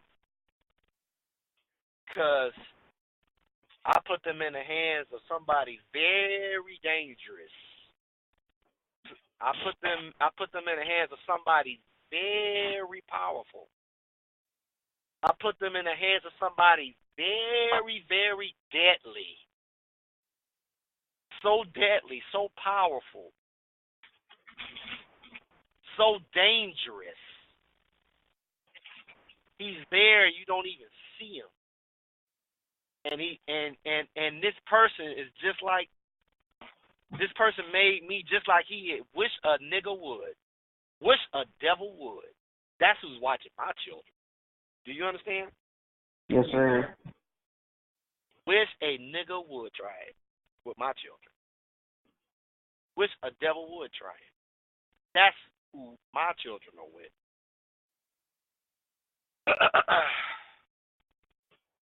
But why did I say all of that? Because, frustration is something. Whether it's money or whether it's a pretty girl. If you never tried to get the pretty girl, if a girl never frustrated you, if you never went through rejection with a young lady, for instance, then if you never went through that, you never reached the mental state of feeling like you deserve a girl like that. Do you understand? Yes, sir. If you never get frustrated, if you never reach the state of frustration, you may say to yourself, well, I don't really deserve somebody like that anyway, right? Yes, sir. But if you get frustrated, a little perturbed by the fact that you're not getting the girl that you want, with frustration comes the attitude of entitlement. Do you understand? Yes, sir. Yes, sir. I don't have a girl like this. I don't have a girlfriend, but I should have one. Why don't I have a girl like this? You go through self-examination because you feel that you deserve it. And there's something wrong because I'm supposed to have that and I don't. So you go to work. Ain't that right? Yes, sir. But you would not go to work had you not been what? Frustrated. Is that right? Yes, sir. Why in the world my daddy got me getting up 2 in the doggone morning? Why my daddy got me getting up 6 in the morning? And I'm getting up trying to trade currencies, I'm losing. You go from feeling sorry for yourself to getting upset. You start saying to yourself, now wait a minute. There are people making millions of dollars every day and I'm not. I got to figure this out. Because now I feel frustrated. I'm supposed to have this. I'm entitled to it. Do you understand? Yes, sir. I got to break this damn leash around my neck and get this money. Get that girl. Get what I want. I got to break this leash. Do you understand? Yes, sir. Yeah. There's a method to my madness. I remember a brother once told me when I was practicing law, Brother Oni, Mississippi. He would tell different Muslims. He said, these people think Brother Kevin crazy. Brother Oni would say, Brother Kevin about crazy as a fox.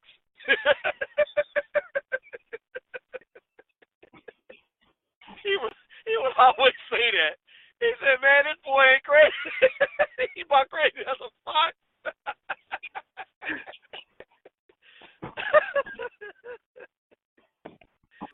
Oh my goodness. Yeah.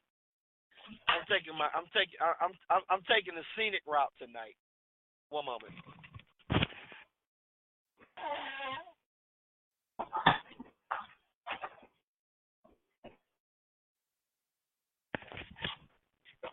Are you there? Yes, sir. Yes, sir. Yeah. You know. Yep. So let me get back to the point. So anyway, let's go. Let me read you something. Let's go to let me start teaching you. I don't want to bore you. We're talking slack with you. Although I don't think y'all bored. Is anybody bored? No, sir. No, sir. Oh, okay.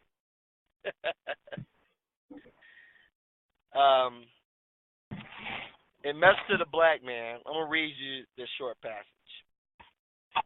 Most Honorable Elijah Muhammad said, according to the word of Allah to me, Mr. Yaqub was seen by the 23 scientists of the black nation over 15,000 years ago.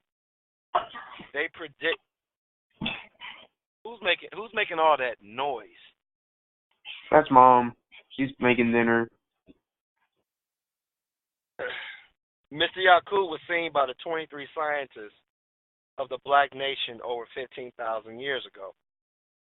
They predicted that in the year 8,400, that was in our calendar year before the world of the white race, this man Yaqub would be born 20 miles from the holy city, Mecca, Arabia. And that at the time of his birth, the satisfaction and dissatisfaction of the people would be 70% satisfied and 30% dissatisfied. Do you understand? Yes, sir. All right. So according to the teachings of the Most Honorable Elijah Muhammad, 6,700 years ago, at the time of the birth of Yaqub,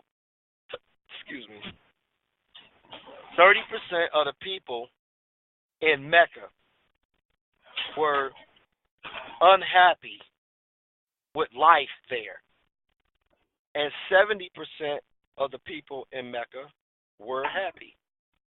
Do you understand? Yes, sir. Yes, sir. Oh my God!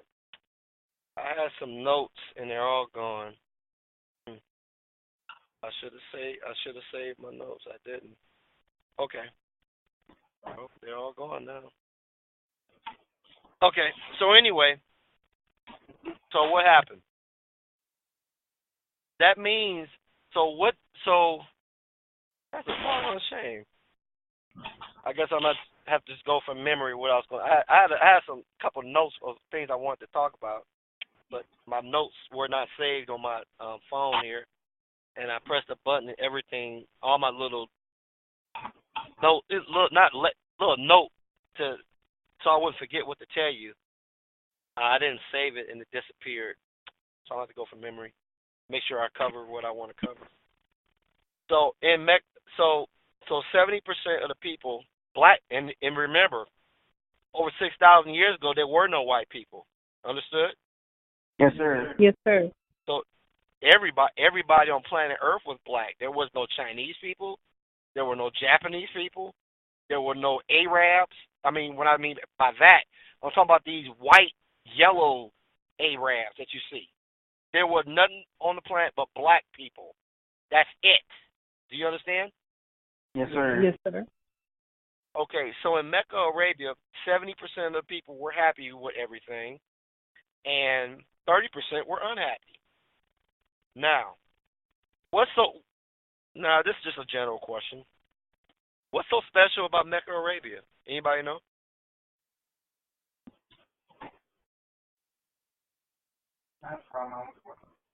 Yeah, Master Fard Muhammad was born. Come on, I said Master Fard Muhammad was born there. Yeah, he was born in 1877. What was so special? We're talking 6,000 years ago, almost 7,000 years ago. What's so special about Mecca, Arabia? It was the best place on earth. The best place on earth. Okay. Anyone else? It's where Muslims go to kiss the black stone. I believe that the messenger went there. It's where Muslims go to kiss the black stone. Okay, that's true. Anyone else?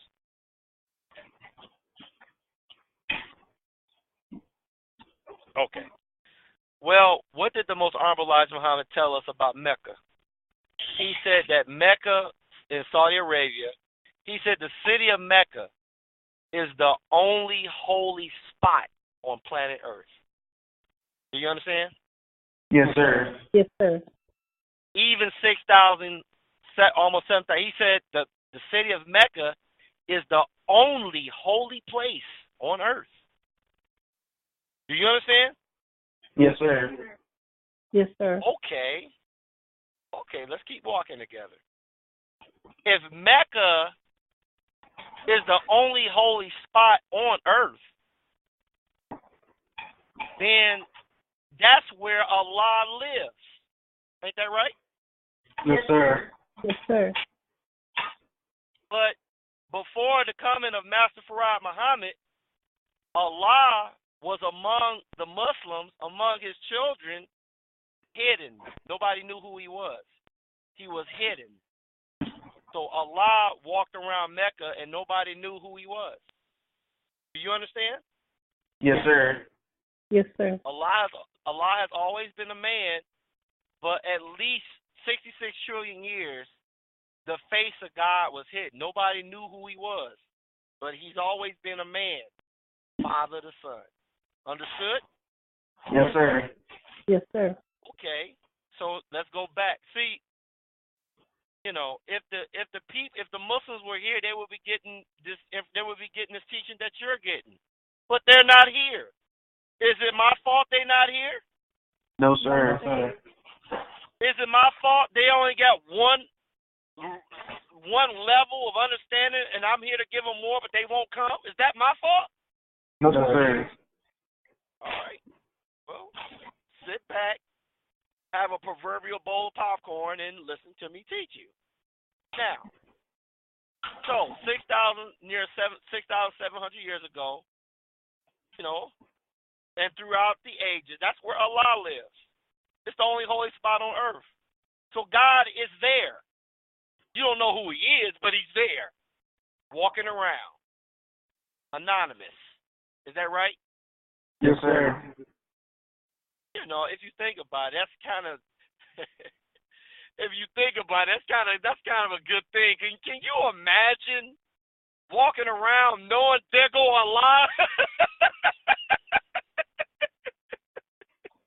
Oh my God! Can you imagine what there Allah walk by you? You just fall to your face, you know, because he's the most powerful being on the planet. I mean. It don't take nothing for him to snap his fingers or think, and you gone. Do you understand?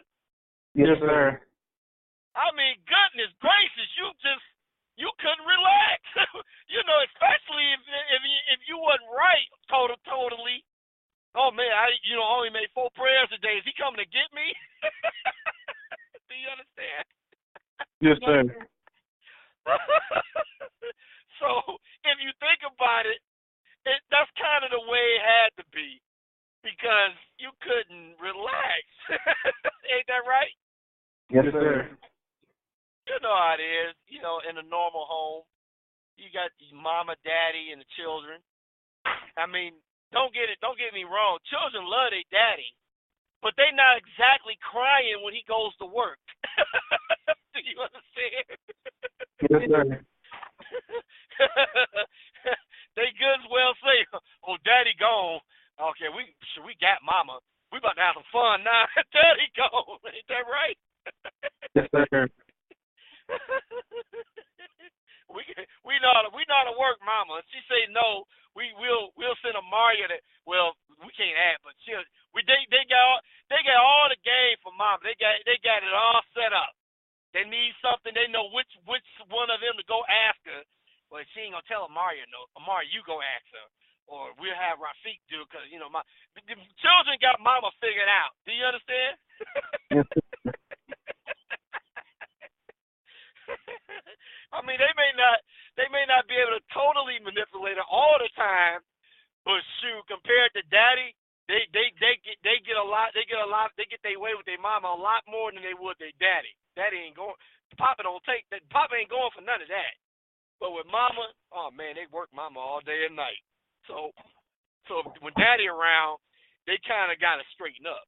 Do you understand? Yes, sir. Sir.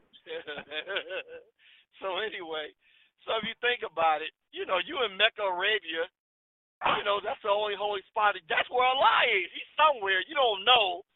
So you kind of watching yourself because he ain't really around, so to speak, like that. You kind of can relax and live your life. Understood? Yes, sir. All right. So anyway, so 6,600 years, about 6,700 years ago, so you're in Mecca, Arabia, where Allah walks, and during this time, 30% of the black people in that city were unhappy. Now, if Mecca, Arabia is the only holy spot on earth, and that's where Allah lives, is not Mecca heaven? Yes, sir. Yes, sir. Okay. So that means that there were 30% of the population of the black people in Mecca walking around in heaven unhappy to be in heaven with Allah. Isn't that a terrible thing? Yes, sir. Can you imagine that? And Allah being who Allah is, Allah being the all-knowing, He knew it. There are no devils on the planet mistreating you. You with Allah. You in heaven with Allah, and you're unhappy. Isn't that terrible? Yes, sir. Yeah, that's terrible. So what happened? Yaqub was born. Ain't that right? Yes, sir. Yes, sir. And the most honorable Elijah Muhammad said that Yaqub was born out of the 30% of those black people that was dissatisfied. Ain't that right? Yes, sir. And the most honorable Elijah Muhammad said that he is the first man since the death of Yaqub directly commissioned by Allah Himself. Ain't that right? Yes, sir. Yes, sir. That means that what Yaqub did in making white folks and gathering those 59,000 people in Mecca to go to Isle of Patmos, he was directly ordered by Allah to do it. Do you understand? Yes, sir. And when we look at Yaqub and what he did, it kind of makes sense. Think about it. If you was Allah and you got 30% of your children, 30% of your people unhappy being in heaven with you, being that you are God and they unhappy, well, would you not turn those people to that which they turned themselves to, meaning, oh, you don't want to be here, then leave. Ain't that right? Yes, sir. So, are we shocked that Allah sent Yaqub to gather those people out of Mecca and send them away? Doesn't that just make sense? Yes, sir. Yeah, it makes sense. And what did Yaqub tell him? He said, "If you follow me, I'm going to make you able to make these other people serve you." Ain't that right? Yes, sir. Yes, sir. I'm going to take my time tonight. Listen to the words of Yaqub again. He said, "If you follow me, I will teach you how to come back and make those people serve you." Do you understand? Yes, sir. Listen to me very carefully. Think about what Yaqub told them. Instead of serving Allah, we'll get them to serve you. I will make you a God besides Allah. Do you understand? Yes, sir. Let's go even deeper. That means that those 30% that was in Mecca, Arabia, in heaven with Allah, not only did they want the people there to serve them, that means that 30% of black people was tired of serving Allah. They didn't want to submit to Allah. They wanted to be God. They wanted the praise and the obeisance of the people. They didn't want so in other words, what the messenger was teaching you is what he didn't say, but what the reality was, those 30% did not want to serve Allah. They wanted to be served. Do you understand? Yes, sir. Just like Jesus said, if they hate the Father, they're gonna hate the Son. They just didn't like the people of Mecca. They didn't like Allah either. I'm tired of praying to him. Why I gotta make 5 salats to him? Tired of serving him. I don't care about being here. They should serve me. I'm smarter than them. She should be my maid. He should be my butler. We ain't equal. Ain't that right? Yes, sir.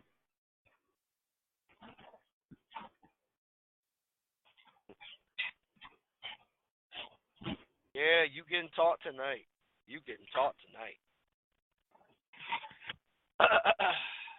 So, long story short, Yaqub gathered those people, and you know the rest of the story. Took them to Patmos and did his job. Ain't that right? Yes, sir. Yes. Okay. There's a reason why I'm teaching you this lesson tonight. And if you listen and pay close attention, I believe you'll become very wise. You'll become even wiser if you listen to me. Now, let's fast forward to 1931, 1932, 1933, and 1934, when the most honorable Elijah Muhammad was in Detroit, Michigan, Milwaukee, and Chicago, Indiana, traveling around with Master Farad Muhammad. Let's talk about that for a second. After the most honorable Elijah Muhammad came into the presence of Allah in the person of Master Farad Muhammad and was being taught with Master Farad Muhammad, Master Farad Muhammad was telling him that one day that his people in America will be so beautiful that the people on earth will admire their shadow from a mile away. Ain't that the saying, Sister Rebecca? Yes, sir. Allah said he was going to make us so beautiful that the people on the earth will admire not our face, but our very shadow a mile away. Do you understand? Yes, sir. Yes, sir. Now, when you hear something like that, you must consider the source. Allah said that. If Allah said it, that means we don't attribute to Allah exaggeration. We don't say like we talk to one another. Well, he really didn't mean that. He really meant this. Yeah, sometimes when Allah says something, it's spiritual.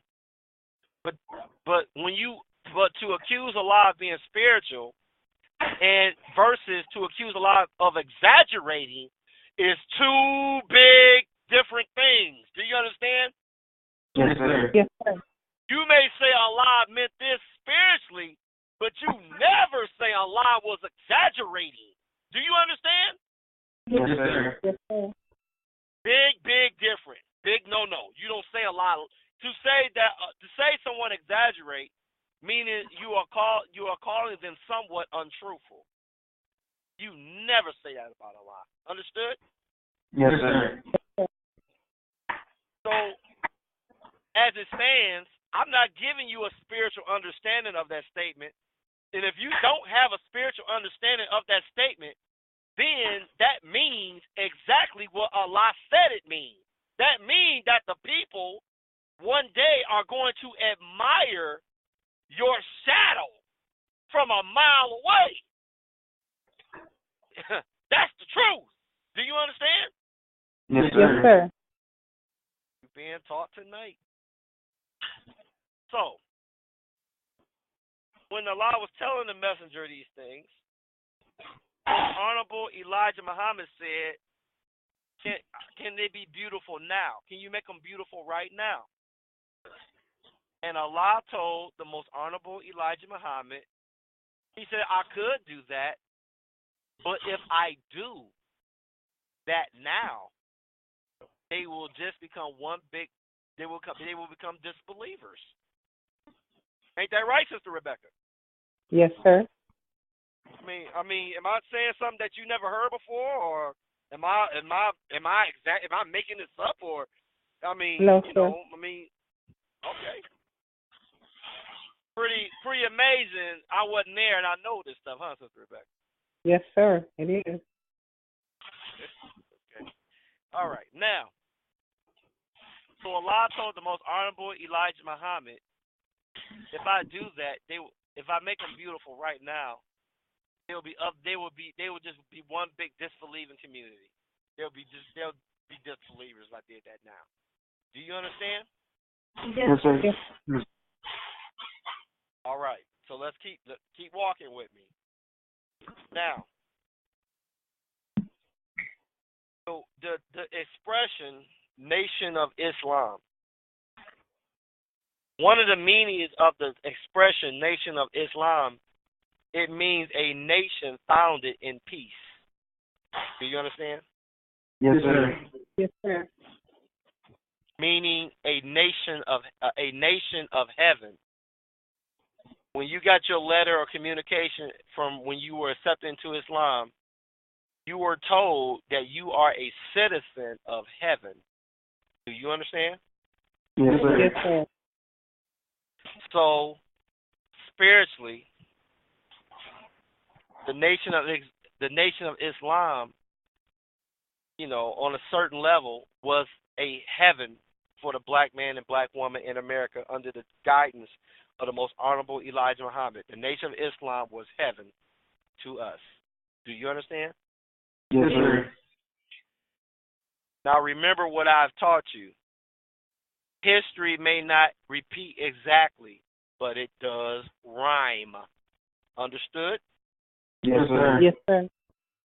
Now, in 1933, 1934, I think it was 1933, Sister Clara Muhammad became pregnant with their seventh child. And Master Farad Muhammad told the most honorable Elijah Muhammad and Sister Clara, to the best of my memory, he asked before the child was born, Master Farad Muhammad told them they was going to have a boy child. Do you understand? Yes, sir. Yes, sir. My God, you know, even as I think about these stories and as I'm telling to you now, I must admit something to you.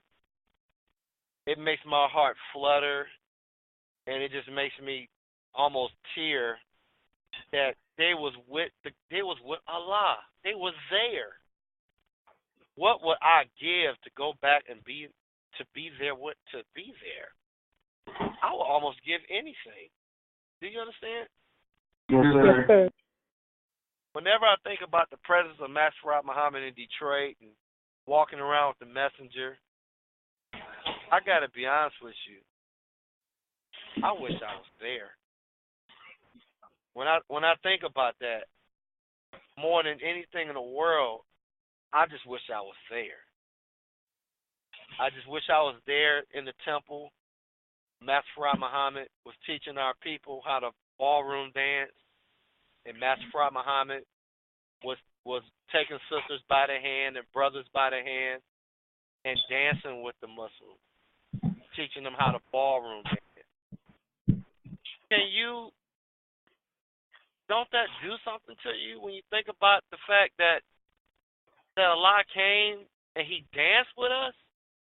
You know how honored and special you must be for God to not just visit you, not just talk to you, not just teach you, but to dance with you? There's no other nation on earth. There's no other nation on earth that can make that boast.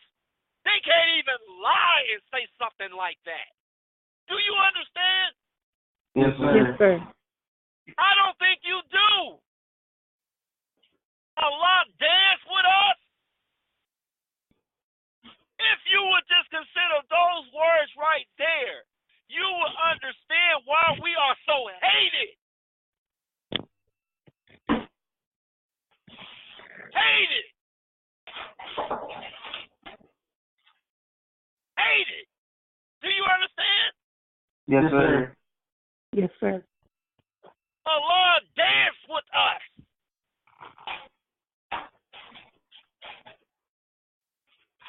Oh, my God. It's kind of hard. It's kind of hard to stay focused and teach this lesson tonight because I'm about crying right now. And to be perfectly honest with you, I think that it was no accident that my notes of things I was going to say to you has disappeared. And I take that to mean maybe Allah just want me to talk to you from my heart.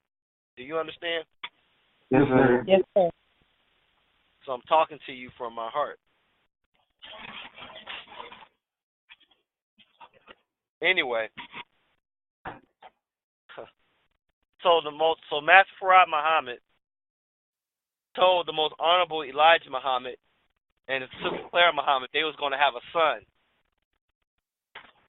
And he told the messenger, he said, one day your son will help you. Do you understand? Yes, sir. Yes, sir. Now, that son, that child that was born in 1933, that Master Farad Muhammad told them was going to be a boy child, they named that child after Master Farad Muhammad. They named that child Wallace Muhammad. Do you understand? Yes, sir. Yes, sir. Wallace Muhammad grew up in the Nation of Islam his whole life, and you can watch interviews. He talks about it. He was like a prince in the Nation of Islam from his birth. His brothers, his sister, his mama, they all treated Wallace very special because the Savior said that he was going to help his father, and Wallace was treated very, very special. And he will be told things like, you can't do that, because the Savior said this about you. You special. He was told that his whole life. Do you understand? Yes, sir. Yes, sir. Yeah. So let's continue. Let's continue with our little chat here. So anyway, the Most Honorable Elijah Muhammad goes through a 7-year trial, goes to jail for 5 years. But the will of Allah, can't nothing stop it. So the Most Honorable Elijah Muhammad raises in America, from California to New York City, from Louisiana to Detroit, Michigan, temples of Allah across America. Do you understand? Yes, sir. Yes, sir. If you would just consider that, here is a black man in America that establishes an entirely new religion from sea to shining sea, from the Gulf of Mexico to the border of Canada. And he do so in less than 40 years, but really he did it less than 30 years. In 30 years, he establishes a recognized religion, in a new religion in black folks. That's a miracle. You try to do something like that without being accused of being a cult. The Nation of Islam, even to this day, is not referred to as a cult. You can say whatever you want to about us or Farrakhan or whoever. We are not accused of being a cult. We are an established religion. Do you understand? Yes, sir. That is a miracle. Let's say you establish a brand new religion in this country and see how far you get. Let's see how many churches, temples, or synagogues you can build in America in 30 years. Let's see you do something like that. That was nothing but the work of God. It takes a God to do something like that. Do you understand? Yes, sir. Yes, sir. The most honorable Elijah Muhammad was to us instead of God to pull that off. Do you understand? Yes, sir. Yes, sir. All right. So, he raises the Nation of Islam. Teaching goes that if you have a bowl of bean soup, half of that bowl belongs to your brother. Ain't that right, Sister Rebecca? That's right. Yes, sir. The most honorable Elijah Muhammad said there are no big I's and little U's in Islam. Ain't that right, Sister Rebecca? Yes, sir. The most honorable Elijah Muhammad said, who is little Elijah compared to 20 million of you? Ain't that right, Sister Rebecca? Yes, sir. There are no big I's and little U's. We have equality in Islam. We have freedom in Islam. We get justice in Islam. All for one and one for all. Ain't that right, Sister Rebecca? Yes, sir. That's heaven, ain't it? Yes, sir. You got your own school. You got your own schools, plural. You have your own businesses, bakeries, grocery store, banks. You have a society. You have your own newspaper. You have a society. We even have Muslims in FOI suits playing music. Ain't that right, Sister Rebecca? Yes, sir. Righteous music. The brothers get together, they play music. You had a society.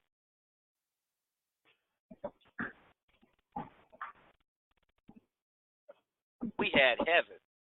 Ain't that right? Yes, sir. But what happened inside the Nation of Islam? You had black people in the Nation of Islam, captains, lieutenants, who wanted to be the big shots, who robbed members of the Nation of Islam, took their money, lived high on the hog, wanted expensive cars and that kind of thing.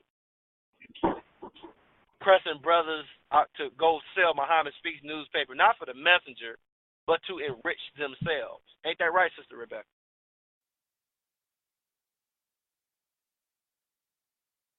Are you there, Sister Rebecca? Yes, sir. Isn't that right? Yes, sir.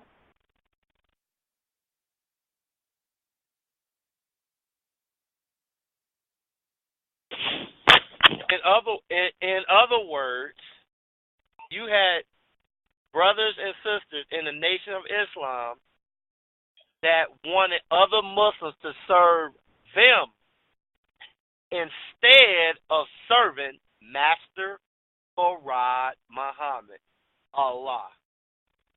Ain't that right? Yes, sir. The same damn thing happened again that happened 6,000 years ago.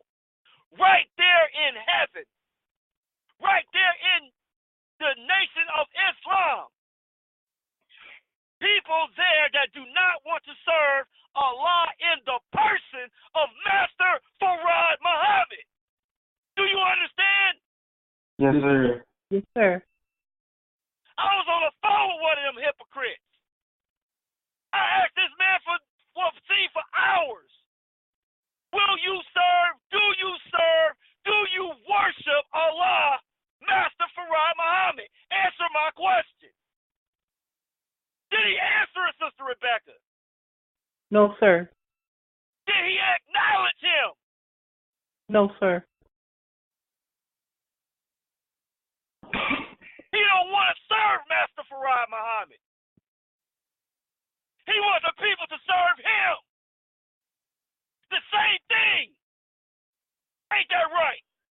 Yes, sir. Yes, sir. A nation full of those people. Full of them. Farrakhan, Melchizedek, Marvin. Full of these people unhappy to serve the God of Islam, whom the messenger told you was Master Wallace D. Farad Muhammad. Ain't that right? Yes, sir. Yes, sir. So what happened? You dealing with Allah, you better tie your shoes. Master Muhammad told the messenger at the beginning, that boy right there, he gonna help you. What did Yaqub do 6,600 years ago? Did he not help Allah get rid of those disbelievers out of heaven? Ain't that what Yaqub essentially did? Yes, Yes, sir. sir.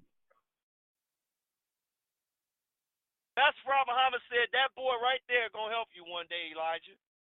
But everybody thought that mean that Allah was gonna help in a different way. Like, he's gonna help you establish. He's gonna serve Allah with you and bring believers to Master Muhammad and build the nation. That's what everybody thought. Ain't that right? Yes, sir. Yes, sir. But what did I tell you at the beginning? Getting acquainted with Allah is not like getting acquainted with the common food. You better listen and study. Did Wallace Muhammad help Elijah? He sure did, just like Yaqub. Did you know that Wallace Muhammad, messenger's son, did you know that he was a welder? Do you know that he welded steel together? Did you know that? No, sir. No, sir. Wallace Muhammad, or Warthin Muhammad, played with steel. That was like a little Yaqub. He played with metal. He was a welder. When he left the Nation of Islam, turned hypocrite against his daddy, he went out and got a job, and he became a welder. That was his trade. Do you understand? Yes, sir. Yes, sir. And tell the truth, Sister Rebecca. Didn't Wallace have a really big old head? Look at Ishmael Muhammad. Look at Wallace. Look at Nathaniel Muhammad. Look at all the messenger's children. Then look at Wallace. He had a big head, didn't he, Sister Rebecca? Yes, sir. Yes, sir. Yes, He had a did. big head. He had a big old head, and he played with steel. That was Yaqub. Do you understand? Yes, Yes, sir. sir. History may not repeat exactly, but it rhymes, don't it? Yes, Yes, sir. You being taught well tonight. You best to listen to me. You being taught tonight. One moment.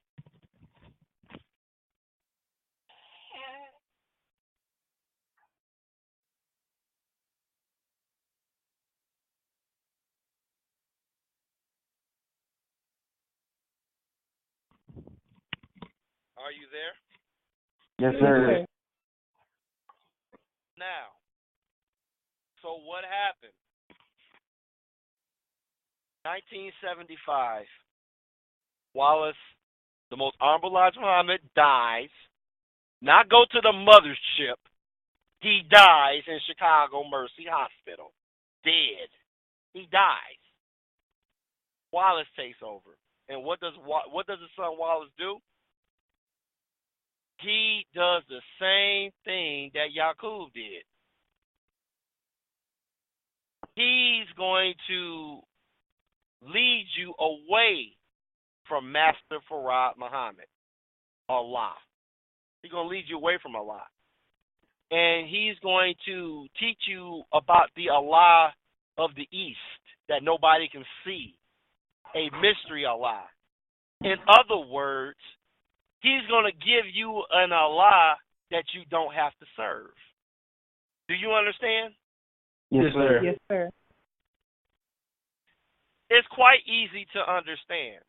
I'll give you an example.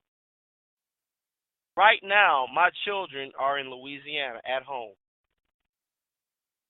sitting in the living room or sitting where they're sitting. Their mother's in the kitchen cooking dinner. They're sitting around the phone in this meeting. I'm not there.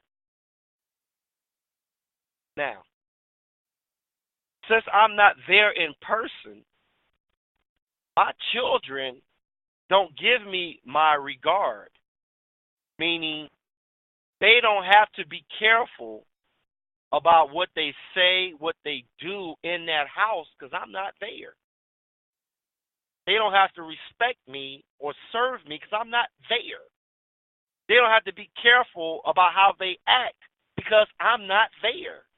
Do you understand? Yes, sir. Yes, sir.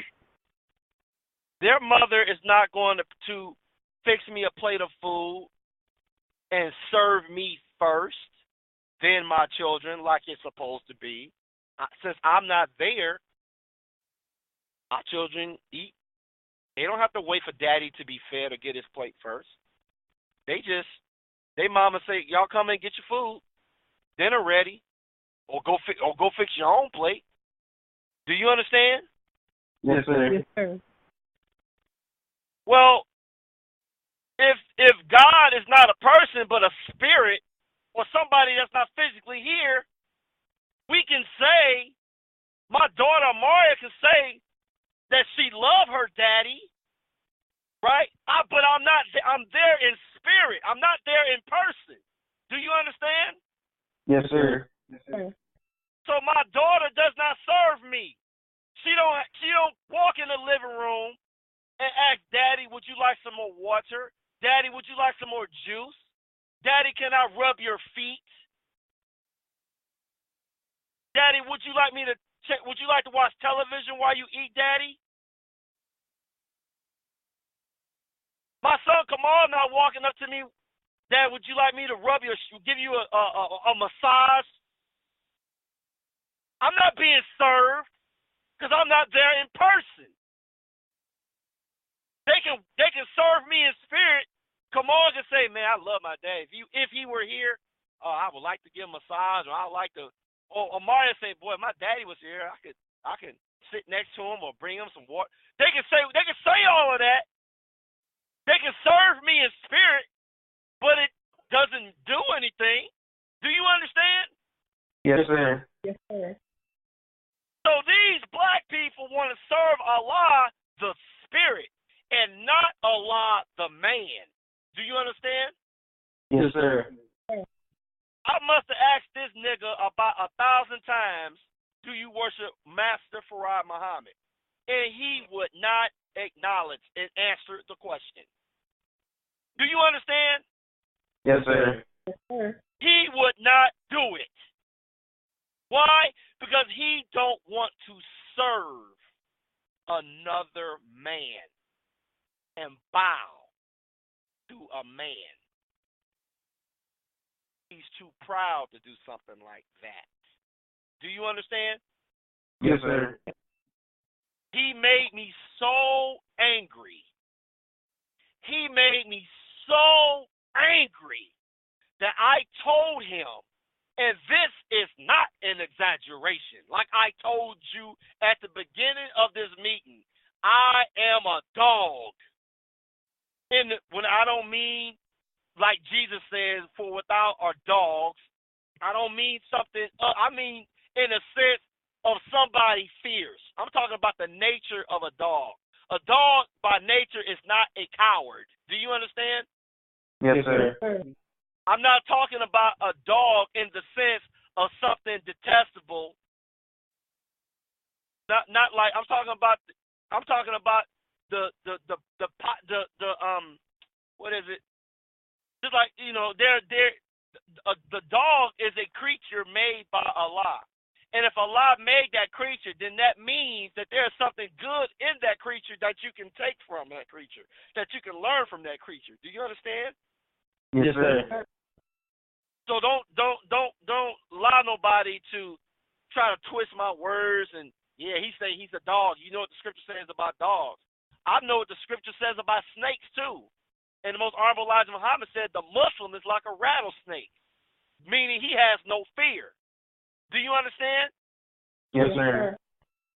But the devil is like a snake too. He's sneaky. He's crooked. But the Muslim is compared to the same creature for the righteous aspect of that creature. A snake is fearless. But Muslims are like snakes, but we're not crooked. Muslims are like dogs, but we don't bark and treat strangers unjustly.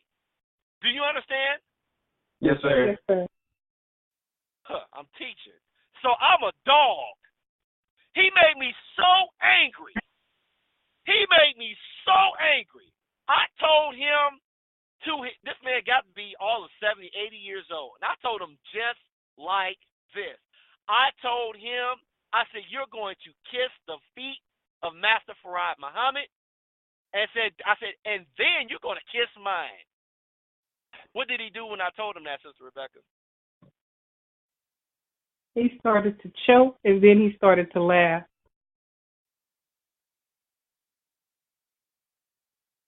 Repeat that.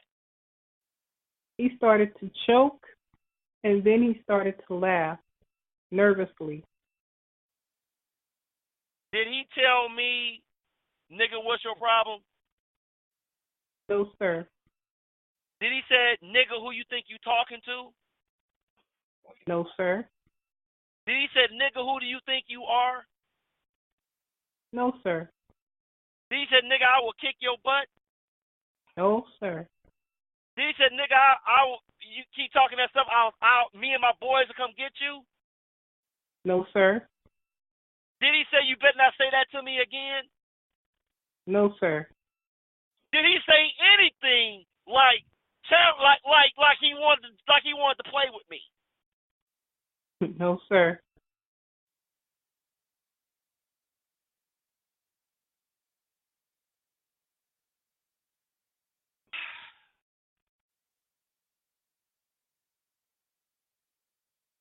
Like I said at the beginning of this meeting,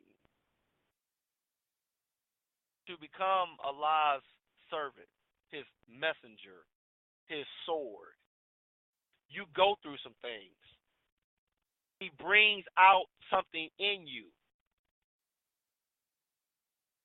so that he can use that something to slay or bring into submission his enemies. Do you understand? Yes, sir. A moment.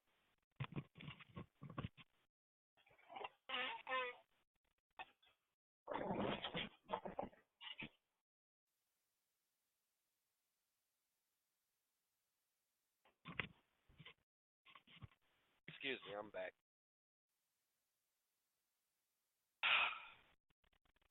You know, it's Friday night, and I don't want to be here all night teaching you. Are y'all ready to go? Dad, you can't ask a question like that. Yes, you can. Speak the truth. I mean, I feel like you got a lot of at all times. I don't care what. At all times, you speak the truth. That's not a trick question or a trap question. This is a sincere question. Are y'all ready? Y'all ready to go? No, sir. Yes, sir. You ready to cut out, Rafiq? Yes, sir. Well, I got a yes from no from Sister Rebecca, a yes from Rafiq.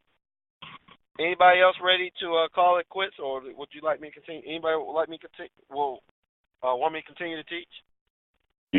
I don't mind if you continue to teach, but I also like to go too. Who's that talking? Come on. Kamal. See, I haven't heard from Daim or Amaria yet.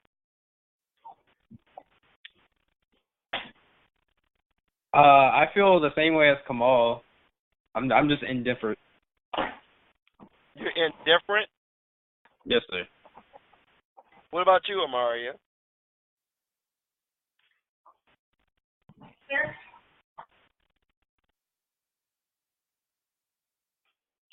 Are you there, sweetheart? Yes, sir. Would you like Daddy to keep teaching you, or would you rather go ahead and get off the phone?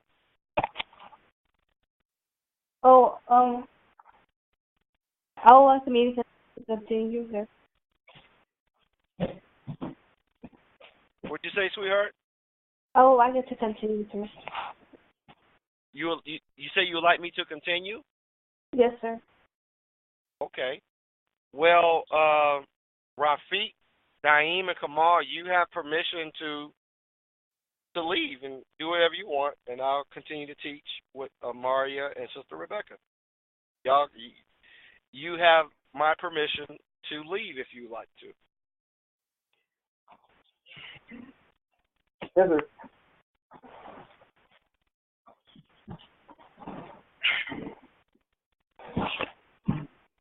Who's still here? Maria and Sister Rebecca? Yes, sir. No, sir. Everybody's here. Oh, okay. Well, if you want to leave, you're welcome to. But Yes, Sister sir. Maria and Sister Rebecca want to me to continue, I'm going to continue to teach them. Okay. So let's continue to have our little chat. Now, so Wallace came in and did the same thing Yaqub did 6,600 years ago. He led them away from serving Allah in the person of Master Muhammad. He said that Master Muhammad was not God. He said his father was not the messenger. And he taught everybody that followed him that. And nearly, I would say, this is just a number I'm throwing out, nearly everybody in the Nation of Islam, 99% of the people, nearly everybody in the nation, nearly everybody in the nation followed Wallace and started worshiping a mystery Allah. Do you understand? Yes, sir. Yes, sir. Okay. Meaning they were no longer serving Master Farad Muhammad, and they're doing that to this day. Now, fast forward to the day. Now when you listen to these people who follow Wallace, including those that try to lie and deny that they did, like Marvin, he followed Wallace. Meaning he studied Wallace's teaching and still uses some of Wallace's teaching in his teaching, which tells on him. That tells that he used to follow Wallace. Do you understand? Yes, sir. Yes, sir. Just like me, I used to follow Marvin Muhammad. So there are things that meaning I am aware of what he taught. So there are some things that Marvin Muhammad taught that I consider to be true, right, and exact. And I will tell you what Marvin said because I used to follow Marvin. I don't agree with everything he said, but some things he said were true. Do you understand? Yes, sir. So that's evidence that I followed him. No shame in that. And he followed Wallace. But the problem with him is he denied it. How can you deny following Wallace when you know Wallace's teaching? Do you understand? Yes, sir.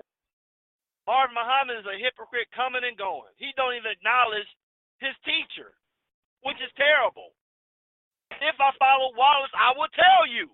I'm not going to be ashamed of it. I'm not exactly proud of the fact. I'm not proud of the fact that I follow Marvin Muhammad. But I'm a man. I'll own up. Yes, I did. I didn't know no better, and I followed him. If that somehow condemns me, then so be it. But the truth is the truth. Do you understand? Yes, sir. I ain't no hypocrite. I'm not going to deny it. It's true. So anyway, so that's what Wallace's followers or Yaqub's followers do today. They go around trying to get you to serve them, or they trying to get you to serve a mystery Allah. They doing everything but trying to get you to pray and serve Allah, Master Farad Muhammad. All of them do it. From Farrakhan to Marvin, from Mattel to Deck, you name it. All them hypocrites, they want you to serve them or a mystery. They will not teach you to serve Allah. They are dissatisfied with what Elijah Muhammad gave them. Elijah Muhammad gave them a flag. Some of them are dissatisfied with that, so they make changes to the flag, like Solomon in Kansas and Marvin and Miss. Ain't that right, Sister Rebecca? Yes, sir. They dissatisfied with the flag, and they dissatisfied with the understanding and the truth that Elijah brought us, which is that Allah is Master Farad Muhammad, our Lord and our Savior, whom we are to obey and worship. That is print. That's black letter from Message to the Black Man. That's in bold print. That's not subject to interpretation. That's plain. Do you understand? Yes, sir. Yes, sir. You being taught tonight.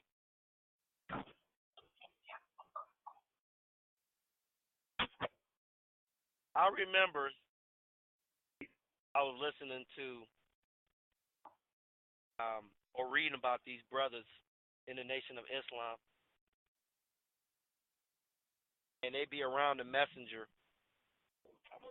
The messenger is teaching them,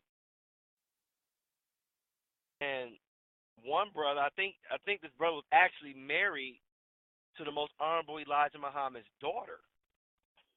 He's in the dining room or the dinner table with the messenger of Allah, and he tells the messenger, or he asks the messenger, he would like to leave because he has to go home to his wife. Do you understand? Yes, sir. Yes, sir. When I heard that, I was in shock. I'm trying to figure out what's more important than sitting your behind in front of Elijah, the messenger of Allah. What in the world? What does your wife? What in the world you need to go home to your wife for? And you with the messenger of Allah. What is so important with her that you got to leave and out of his presence to be with your wife? Do you understand? Yes, sir. These are the kind of people that was around the messenger of Allah. And Honorable Elijah Muhammad seen them all. Allah seen them all. Do you understand? Yes, sir. Messenger didn't say anything. Let him go to his wife. See, what you must understand is the most honorable Elijah Muhammad, before he was a leader, he was a follower. So the most honorable Elijah Muhammad knows the heart of a follower because he was a true follower of Master Farad Muhammad. Do you understand? Yes, sir. So there's an old saying, it takes one to know one. The messenger knew who was following him and who was. He knew every last one of them. He knew everything about that. That's why he said you can put my followers in the back of a taxi cab. Do you understand? Yes, sir. And there's a lesson to be learned from the lions of Africa. When a lion has a kingdom, he's surrounded by lionesses, women. And those women in that environment, in that world, he sits back basically, and the women, the female lion, they go out and get hunt to kill and get the animals. Do you understand? Yes, sir.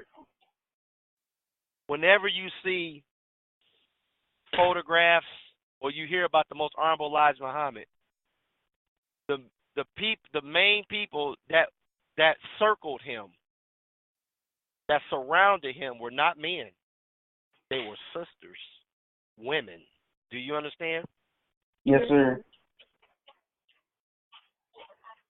Like in the book by the most honorable Elijah Muhammad's grandson, Jesus Muhammad.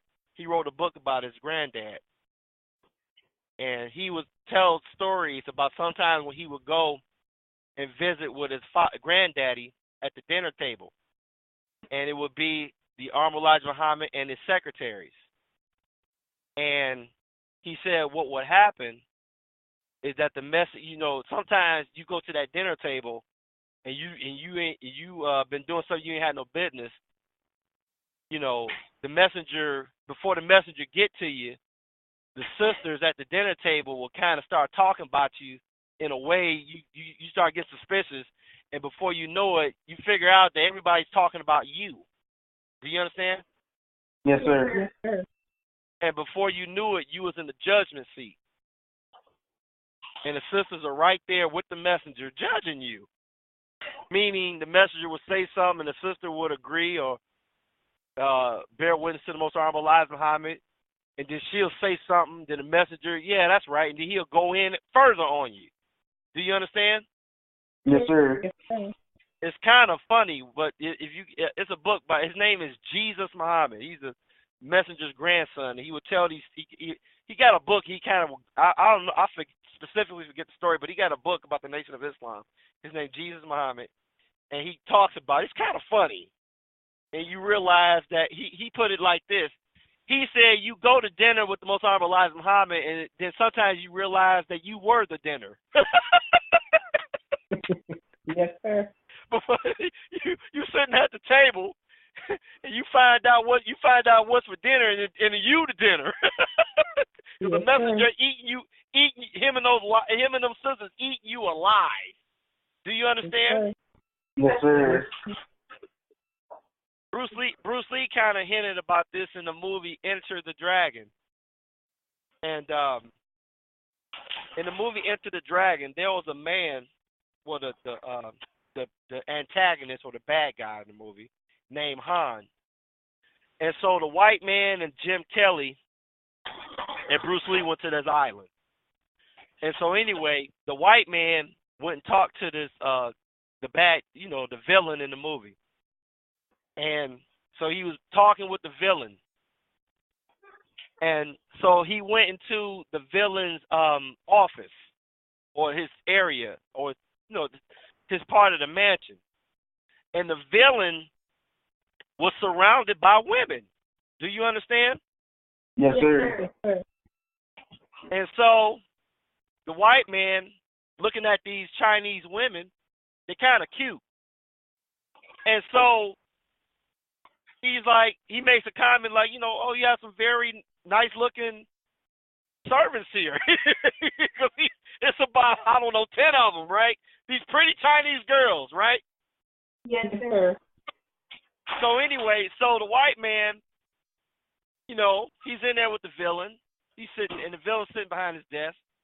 And so he reaches out his hand to shake one of the girls' hands. He said, how you doing? He reaches out his hand. So the girl reaches out her hand to his hand.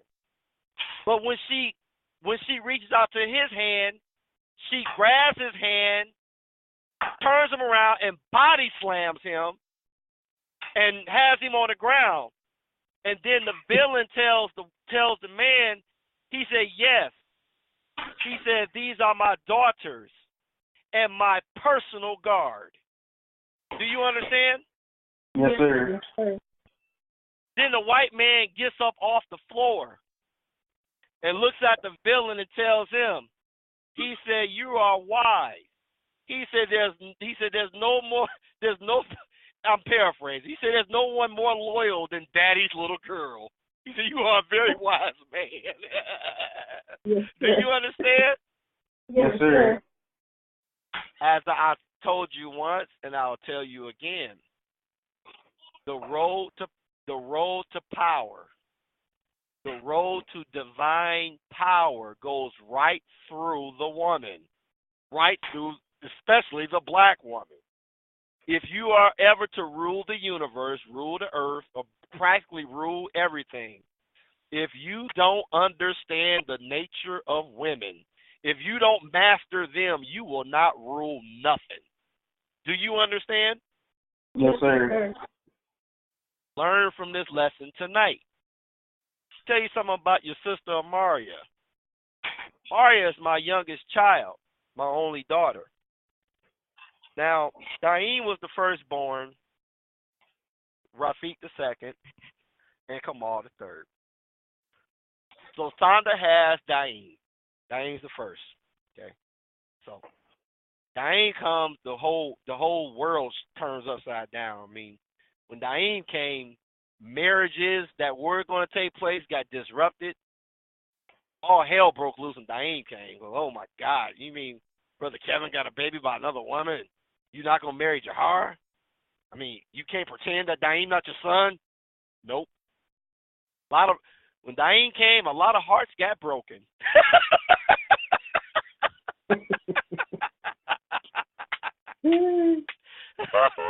So, believe me, Daim is gonna be a heartbreaker. Now let me quit.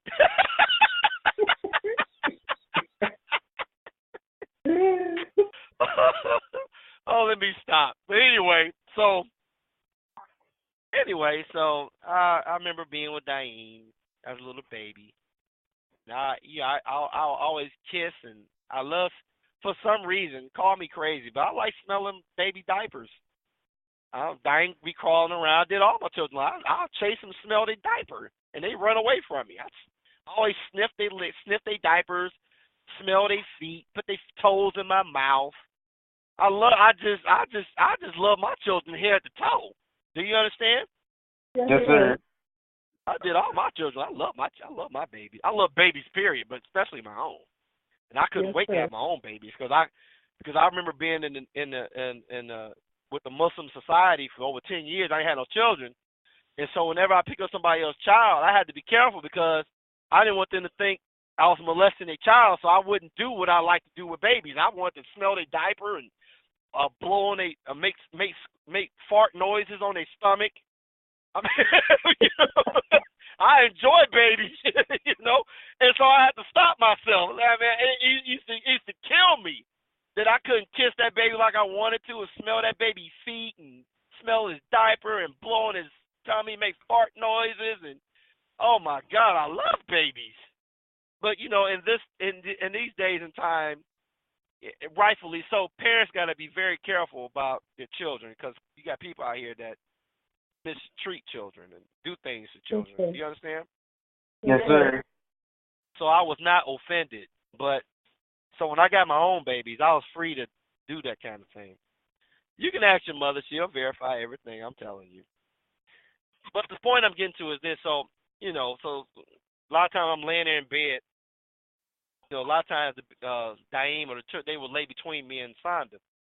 And so I would put Daim on my chest, go to sleep. And Daim would be asleep, but eventually, after a little while, he'd wake up or he'd start crying or because it was uncomfortable to him. So I would either have to give him back to Sonda or lay him back in the bed. He'd go back to sleep. This went with Daim. This went with Rafiq. This went with Kamal. My boys did not like sleeping on my chest. They'll sleep on their mama breast. They'll sleep with their mama, or they'll sleep on the bed, but they ain't trying to lay up on daddy. Do you understand? Yes, sir. I like these little boys something else, man. I'm affectionate, but my sons ain't having that. I guess they were just too tough. But then Amaria came. And I don't care where I was. I remember sleeping, things got a little rough for me. I was in and out of, I was, half the time I was sane, the other time I was insane, I was taking my wife through changes. I'll be on the floor with my daughter. Not in the bed, on the floor. But Maria would lay on my chest, not for the whole night, would not move. She slept on my chest the entire night. You understand? Yes, sir. Yes. She felt the same thing that my sons felt. Maybe my shoulder bone on her face, on their faces were uncomfortable, or my hard rib cage. There was nothing soft about me compared to their mama. Easy to sleep on your mama's chest breast because your mother, a woman's soft. She had breasts, she had softer skin, and it's your mother. But Amaria would sleep on my chest the entire night, not just at night, during the day. Yes, sir. If my baby was in my arm and she fell asleep, she was asleep and did not move a muscle. Do you understand? Yes, sir. There is great wisdom in the woman. So you need to pay attention to these lessons. The woman in general, but the black woman in particular, they are not as weak as men deem them to be. They are quite strong. Like the most honorable Elijah Muhammad said, some of our women are capable of leading us. Do you understand? Yes, sir. When you go to court, when I was practicing law, I was learning that. It's something lawyers know, that if you're picking a jury, you're trying to figure out who you want on a jury. You always want a woman with you to look at and size people up. She can tell you what this person's up to. Is this person suspicious? Is this person lying, telling the truth? A woman has that ability. So if you're picking a jury in a courtroom, you bring a woman with you and have your woman check these people. Listen to you, question these people, and then you go back and consult with her, and she'll tell you things. Do you understand? Yes, sir. Men of power know these things. Do you understand? Yes, sir. If you get the right kind of woman, I don't care if she is alone with a man. Even if she your woman, and you are the man, she ain't gonna sleep with no other. She ain't gonna be with no other man but you, and she gonna tell you everything. Yes, sir. It can be somebody that you trust, somebody that you believe is your best friend. And when you leave the room and she will tell you she might even play along with them. But when you get back and she gonna tell if she the woman that if you're wise enough to pick them, she will tell you everything. Do you understand? Yes, sir. Men of power know this. The most honorable Elijah Muhammad knew it. Men of power know these things. A woman on the chessboard, which is Rafiq, what's the most powerful piece on the chessboard? Queen. The queen, is that right? Yes, sir.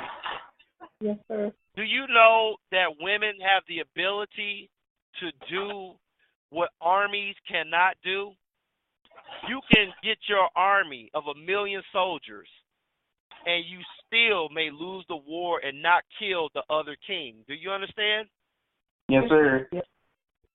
But you can get a woman, a beautiful woman, and send her in, and she can get right next to the king and assassinate him. Do you understand? Yes, sir. Some of the most feared and unseen assassins were women.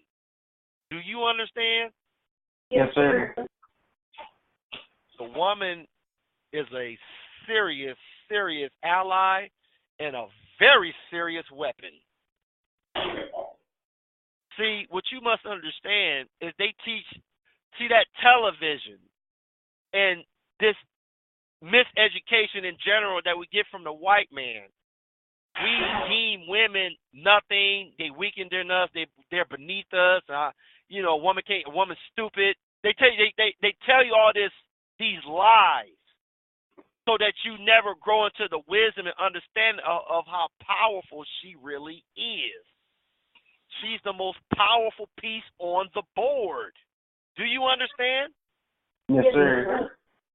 And if you don't understand, if you don't learn this lesson about women, you will never rule anything. And I mean anything.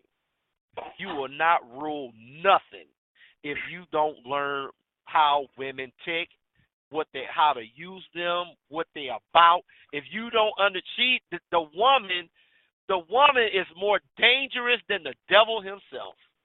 Like there's an old saying in the Nation of Islam, if we had studied the woman a little closer, we would have not had to have made the devil. Do you understand? Yes, sir. There's a movie called Two Can Play That Game. And these two brothers talking about this woman. And this brother looks at the other brother and say, man, what, you trying to tell me you act like this girl worked for the CIA. Then the brother looked at him, and he looked at him, and he said, let me tell you something.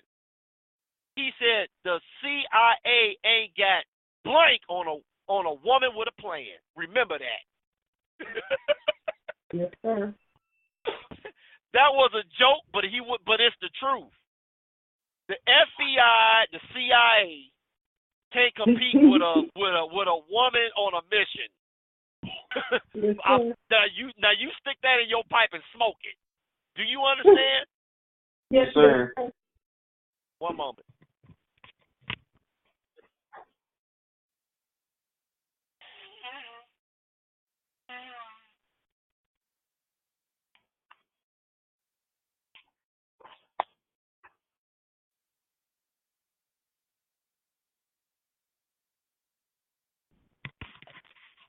Are you there?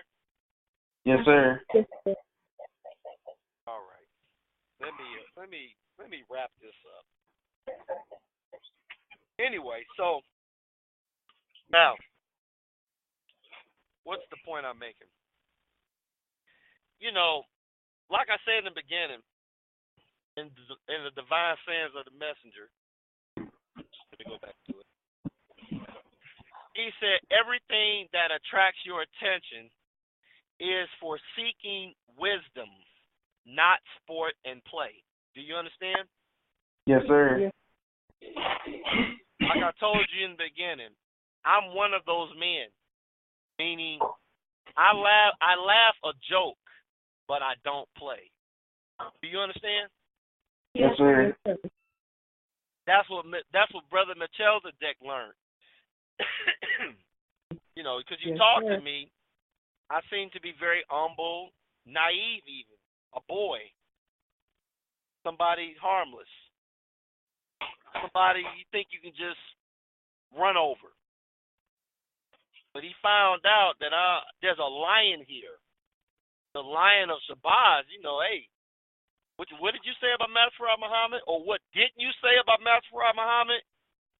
And you find out that I'm not the boy or the young man you thought I was. You find out I'm somebody completely and utterly fierce and different. Do you understand? Yes, sir. And he found that out. Now, so anyway, I wasn't seeing this. Like I said, I don't really know how to explain it to you, other than tell you. I get this nagging. I don't know how else to really put it. There's like a nudging or a pushing. Like it won't leave me alone until I do it. It don't happen all the time, but it happens. And so I wasn't seeing this movie that I swore to God I wasn't going to go see. Cause like there's just nothing redeemable. There can't be nothing redeemable about this movie. I wouldn't seen that movie God-Zilla. I said, well, you know, I'm not working right now. It's slow. Let me go. For some reason, let me go see this movie. So I wasn't seeing the movie. I wasn't seeing God-Zilla. And sure enough, movie full of lessons. Now, generally, I don't really discuss movies unless you have already seen it. I even make sure I ask with this one.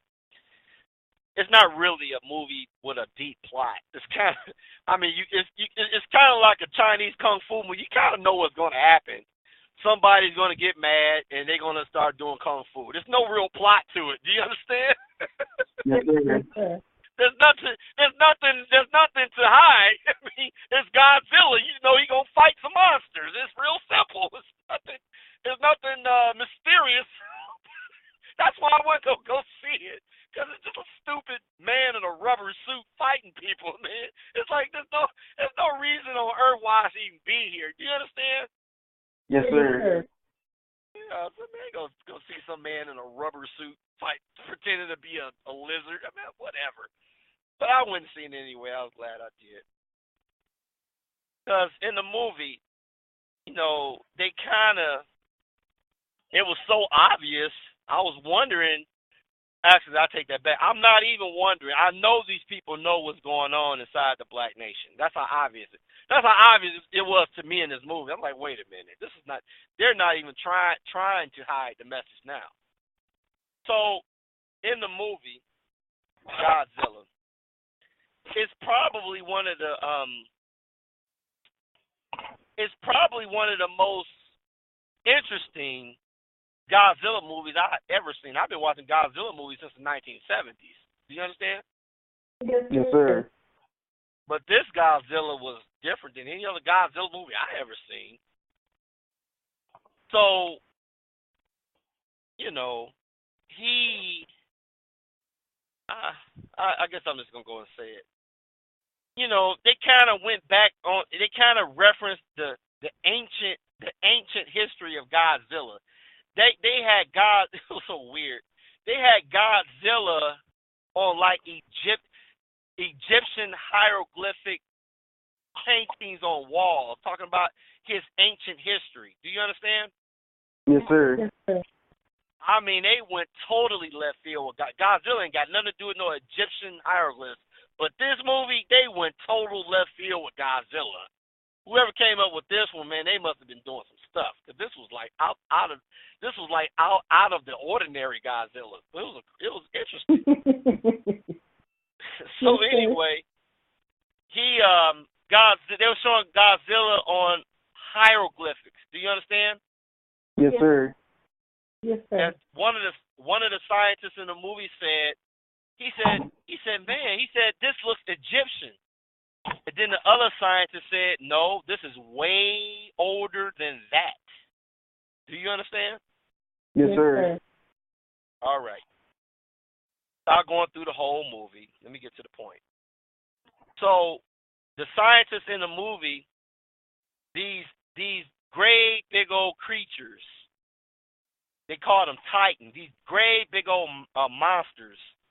You know, these big old tall monsters like Godzilla, they was all over the world. Do you understand? Yes, sir. Yes, sir. And they called these great monsters, they called them Titans. They were so big. And these monsters that was waking up all over the world, they was sleeping since ancient times, and they were waking up. You understand? Yes, sir. Yes, sir. Now, let me help you out with this. I'm sure you all heard of the movie called King Kong. Is that right? Yes, sir. But what you must understand, even though the movie King Kong, they portray King Kong as a giant gorilla or a giant monkey. What you must understand about King Kong is a metaphor. King Kong is a representation of the black man. Do you understand? Yes, sir. King Kong is a story written in symbolic language about the white man's fear of the black man getting the white woman. Do you understand? Yes, sir. Yes, sir. Because the movie King Kong is about the black monkey taking the white woman. Or you can look at it as a movie about the black man or the Negro's ignorant desire to risk death to be with it. If the black man chases that white woman, then that's death for him. Because at the end of the movie, King Kong ends up getting shot and killed for messing with that white woman. Do you understand? Yes, sir. That's what happened to Emmett Till.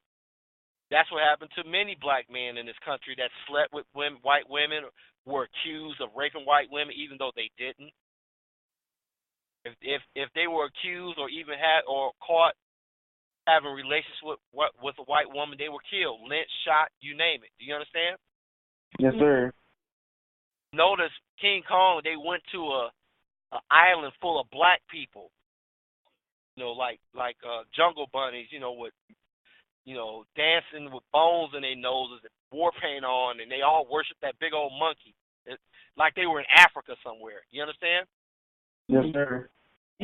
So the movie King Kong is not really about a monkey or a giant gorilla.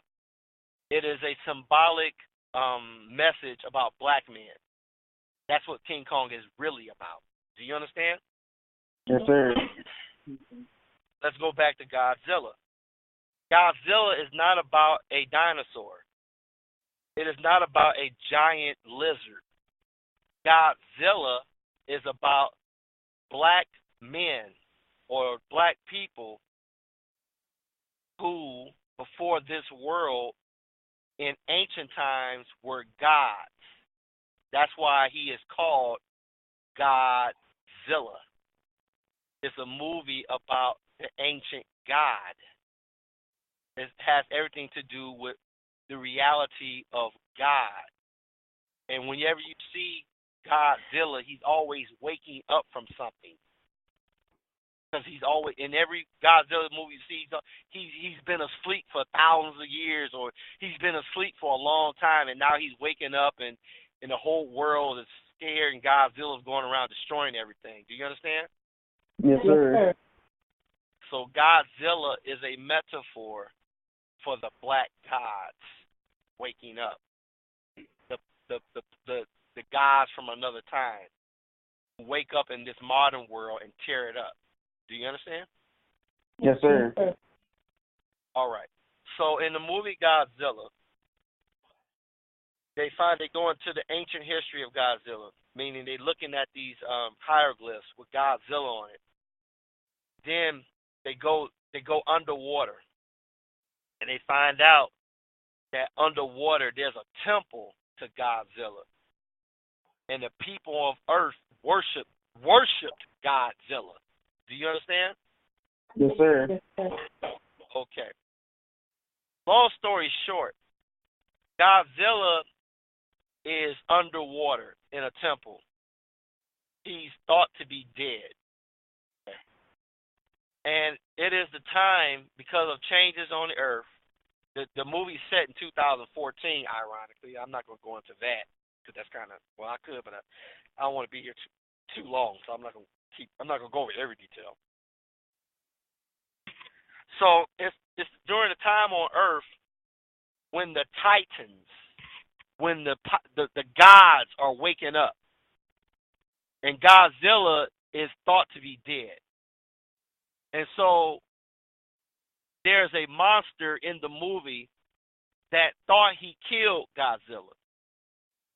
But this monster that thought he killed God-Zilla, this monster was not from Earth. This monster was an alien. Even though he had been on Earth for thousands of years, the scientists find out that this monster is really not Earth dinosaur, Earth monster. He's from somewhere. He's an alien. He's from somewhere else. Do you understand? Yes, sir. So what he does, he has a fight with God-Zilla, and he about kills that God-Zilla, and God-Zilla, is underwater, and God-Zilla ends up at his own temple, had left for dead. And so the other monster, he gets up on a mountain, and he starts making noise. He starts sending out a signal, and this signal is heard by the other Titans of Earth, the other monsters all over the Earth. Do you understand? Yes, sir. I mean, they got giant spiders. I mean, it's quite a movie. You ought to go see it. Some of y'all probably have seen it already. Anyway, I'm not even going to ask that question. So there's like all these giant creatures all over the earth. And so the monster and this alien is basically in America, and he sends out this signal, and the signal that he sends out is called the alpha signal. Do you understand? Yes, sir. Yes, sir. And so when the scientists are talking about the alpha signal, they say, well, that the alpha means the king, the one in charge. And so when the monster starts blaring out the alpha signal, the American military or the armies of the earth think that the monsters are acting randomly and they just wild. And then the scientists tell the military, no, the monsters are not acting randomly. They are heeding the call of the alpha. Do you understand? Yes, sir. Yes, sir. But the alpha is an imposter. He is not the king. He is not the God. The king and the God is God-Zilla. He's the alpha. But the monster knows but the alien knows the signal of God-Zilla. Do you understand? Yes, sir. And so the great titans of earth are following the alien monster, obeying his call.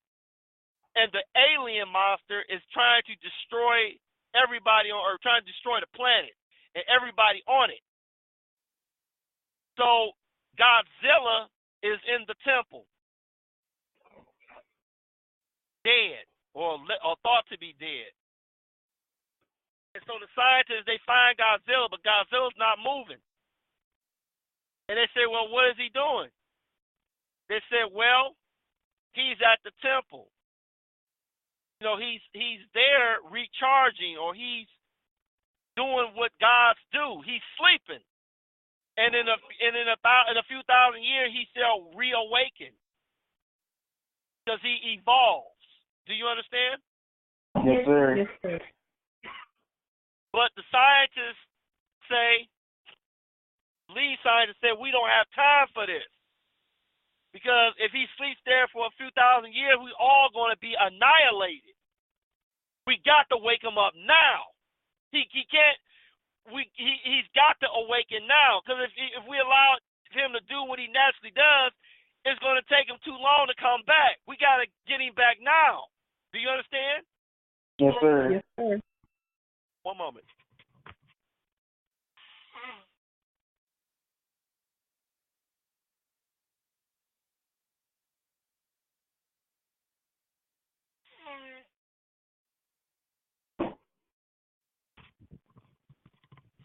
Are you there? Yes, sir. Yes, sir. And so the scientists, they said, we need to give me all the nuclear weapons that you have. And so the scientists and some scientists and some people in the military look at each other. They said, what you going to do with those nukes? Blow them up? And the military guy, I think he's played by the rapper Ice Cube's son. He's in all these movies now. I digress. He says, no, they're gonna like resurrect him. This movie is so obvious. I'm surprised I'm even teaching on it, but I think I will, because I don't need to assume everybody see what I see. So the guy looks at the other. They said, no, they about to resurrect him. Do you understand? Yes, sir. All right. So anyway, the alien is in America, calling the other monsters to destroy the earth and do all this stuff. He's sending out that alpha signal. Long story short, they nuke. They nuke God-Zilla. they nuke him because he down there underwater, sleeping in his temple, evolving or doing what gods do. And so they nuke his behind. They blow his behind up. Kind of like they use the nuclear weapons like the cardiac machines in a hospital when somebody's under cardiac arrest and they put those things on their chest and jump them. You understand? Yes, sir. Well, they use nuclear weapons to jumpstart God-Zilla. I mean, you can't go to sleep for another 1,000 years. Boy, you got to wake up now because we in trouble if you don't wake up. Do you understand? Yes, sir. long story short, Godzilla returns. It's quite the monster movie. Godzilla returns, and boy, oh boy, man, when Godzilla comes back, oh my God, and woo, Lord have mercy. Godzilla is coming to kick butt and chew bubble gum, and he's all out of bubble gum. That's all I can tell you. All right. So Godzilla fights the alien again, and he kills I'm not gonna tell that part, but man, he do his thing. Godzilla did his thing on the alien monster. And so anyway, Godzilla does his thing. He kills the alien, and Godzilla stands atop a mountain or atop a high place, and all the other titans of Earth come to Godzilla and surround him. And the only thing Godzilla does is turn slowly and look at each of them. And every last one of those titans, every last one of those big old monsters bow to Godzilla. And then the movie ends. Do you understand? Yes, sir. All right. Here's the finale, then we're going to get on out of here. What you must understand is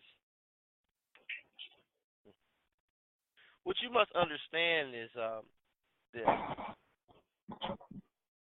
The people of Earth, and what I mean by that, I'm talking about Japanese, Chinese, Vietnamese, Thai people, Indians. These people naturally bow and serve the black man. Do you understand? Yes, sir. Let me give you an idea of what I mean. If you look at culture, you notice that you got Chinese, Japanese, Russians, everybody rapping now. But rapping and hip hop, that's created by black people. Do you understand? Yes, sir. Rock and roll music, heavy metal music, jazz, all this music that the world sings and dances to, that comes from the black man. Do you understand? Yes, sir. I even went to a Thai restaurant today, and it was I'm in Oklahoma. There ain't nothing but white folks and Indians here. I'm beginning to wonder where the black people are. That's another story. So anyway, I go into a Thai restaurant, and the waiter, he's from Thailand. He comes to my table, but when I talk to him, he's talking black.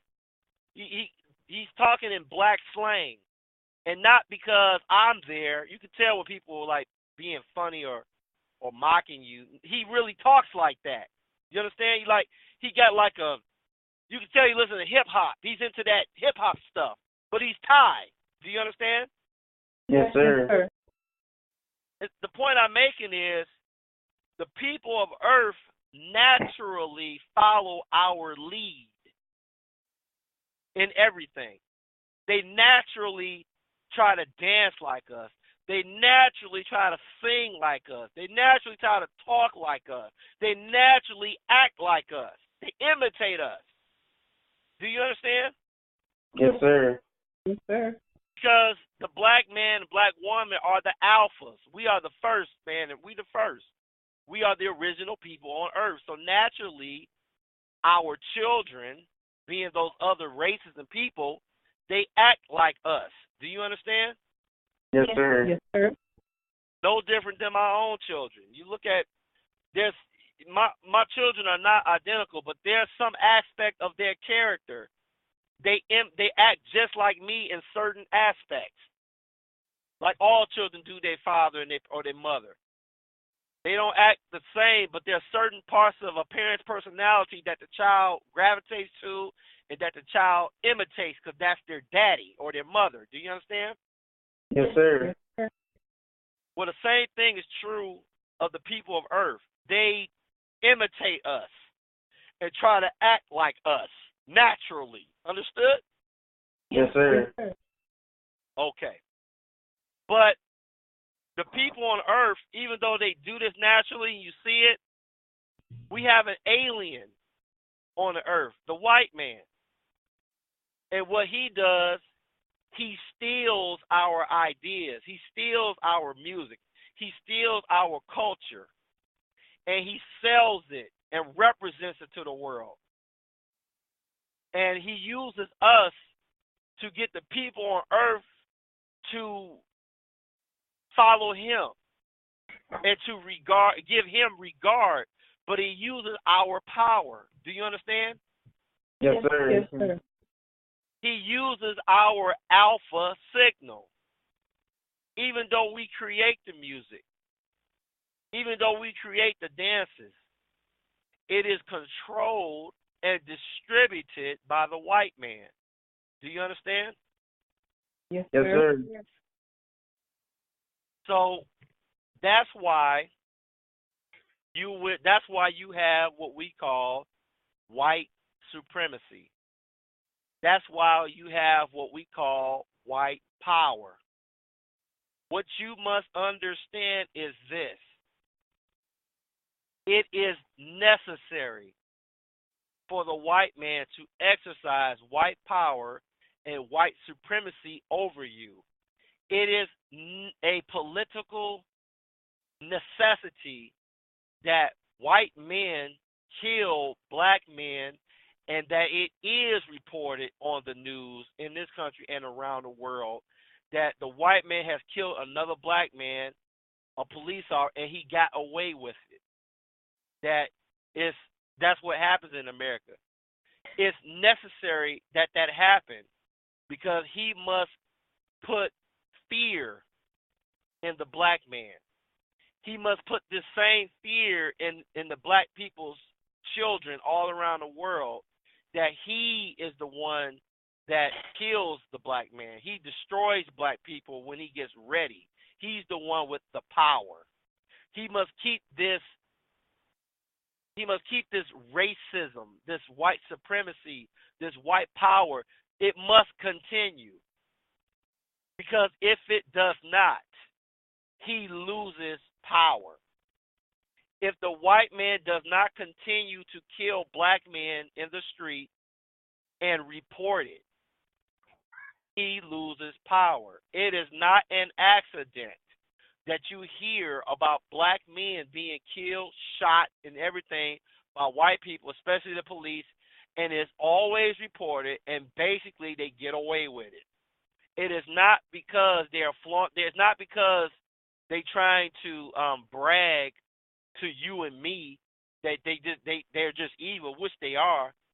It is necessary because the idea that they are superior, the idea that the black man is weak to them, it is necessary that this is repeatedly put into the minds of black people in America and the people around the world, so that they won't naturally worship and bow to God-Zilla. God-Zilla was thought to be dead, and he must remain that way until he gets his power to destroy the alien. Do you understand? Yes, sir. Yes, sir. Or David Banner is believed to be dead, and he must let the world think that he is dead until he can find a way to control the Master Farad Muhammad inside of him. Do you understand? Yes, sir. All right, Rafiq. Do we have any questions or comments before we close our Bible study? Yes, sir. Yes, I thought the Spirit. Go ahead, Sister Maria.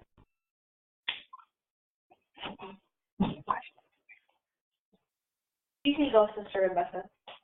Okay, I just like to say that everyone did great on their readings tonight, and Son of Man, you knocked it out the ballpark tonight. Thank you so much for a great lecture and for the table talk, so to speak, with us tonight, in addition to the lecture that you gave. Thank you so much. Yes, sir. I strongly agree with Sister Rebecca. The Son of Man hit it out of the park with his lecture today, and it was so interesting. And I enjoyed everybody's readings today, and they were wonderful. Thank you. Lester, I wanted to say that the lecture that you gave this Friday was amazing, and I'm happy that I didn't leave too early, and I'm actually happy that I got to hear like until the end because I really enjoyed it. That's all. Anything, Diane?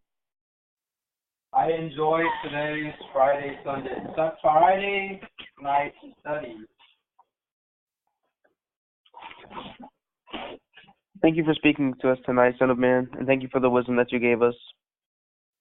With that said, if there are no other questions or comments, we will close this Bible study with the Muhammad children giving their Farad prayers and their meditations to Master Farad Muhammad, starting with Diane.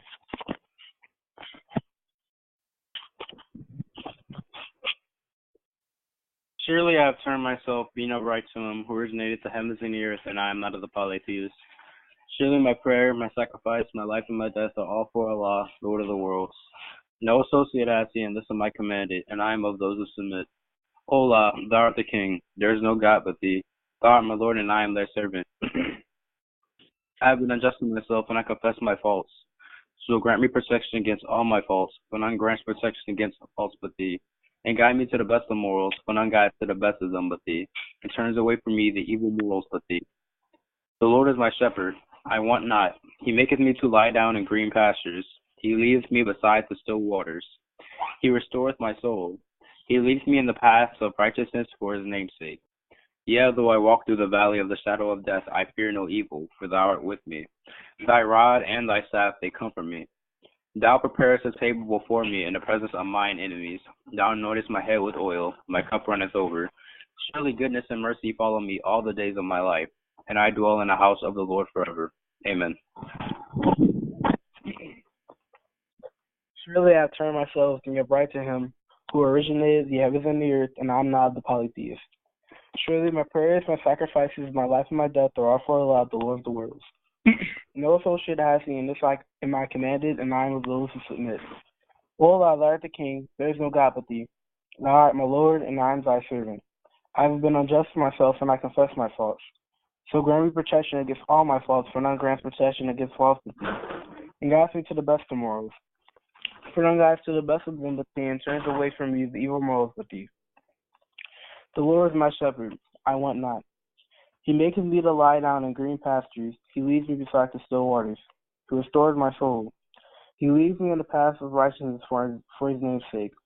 Yea, though I walk through the valley of the shadow of death, I fear no evil, for thou art with me. Thy rod and thy staff, they comfort me. Thou preparest a table before me in the presence of mine enemies. Thou anointest my head with oil, my cup runneth over. Surely goodness and mercy follow me all the days of my life, and I dwell in the house of the Lord forever. Amen. Surely I have turned myself, being upright to him, who originated the heavens and the earth, and I am not of the polytheists.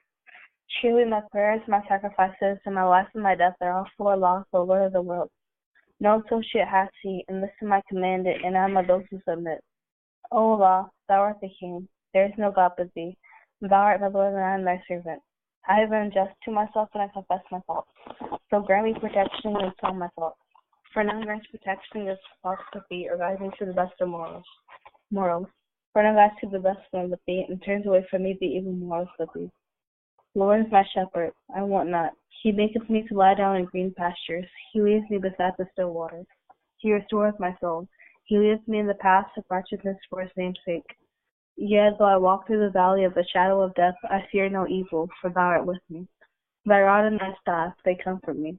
Thou preparest a table before me in the presence of mine enemies. Thou anointest my head with oil, my cup runneth over. Surely goodness and mercy follow me all the days of my life, and I dwell in the house of the Lord forever. Amen. In the name of Allah, who appeared and is in the person of Master Farad Muhammad, Assalamu alaikum. Wa alaikum salam.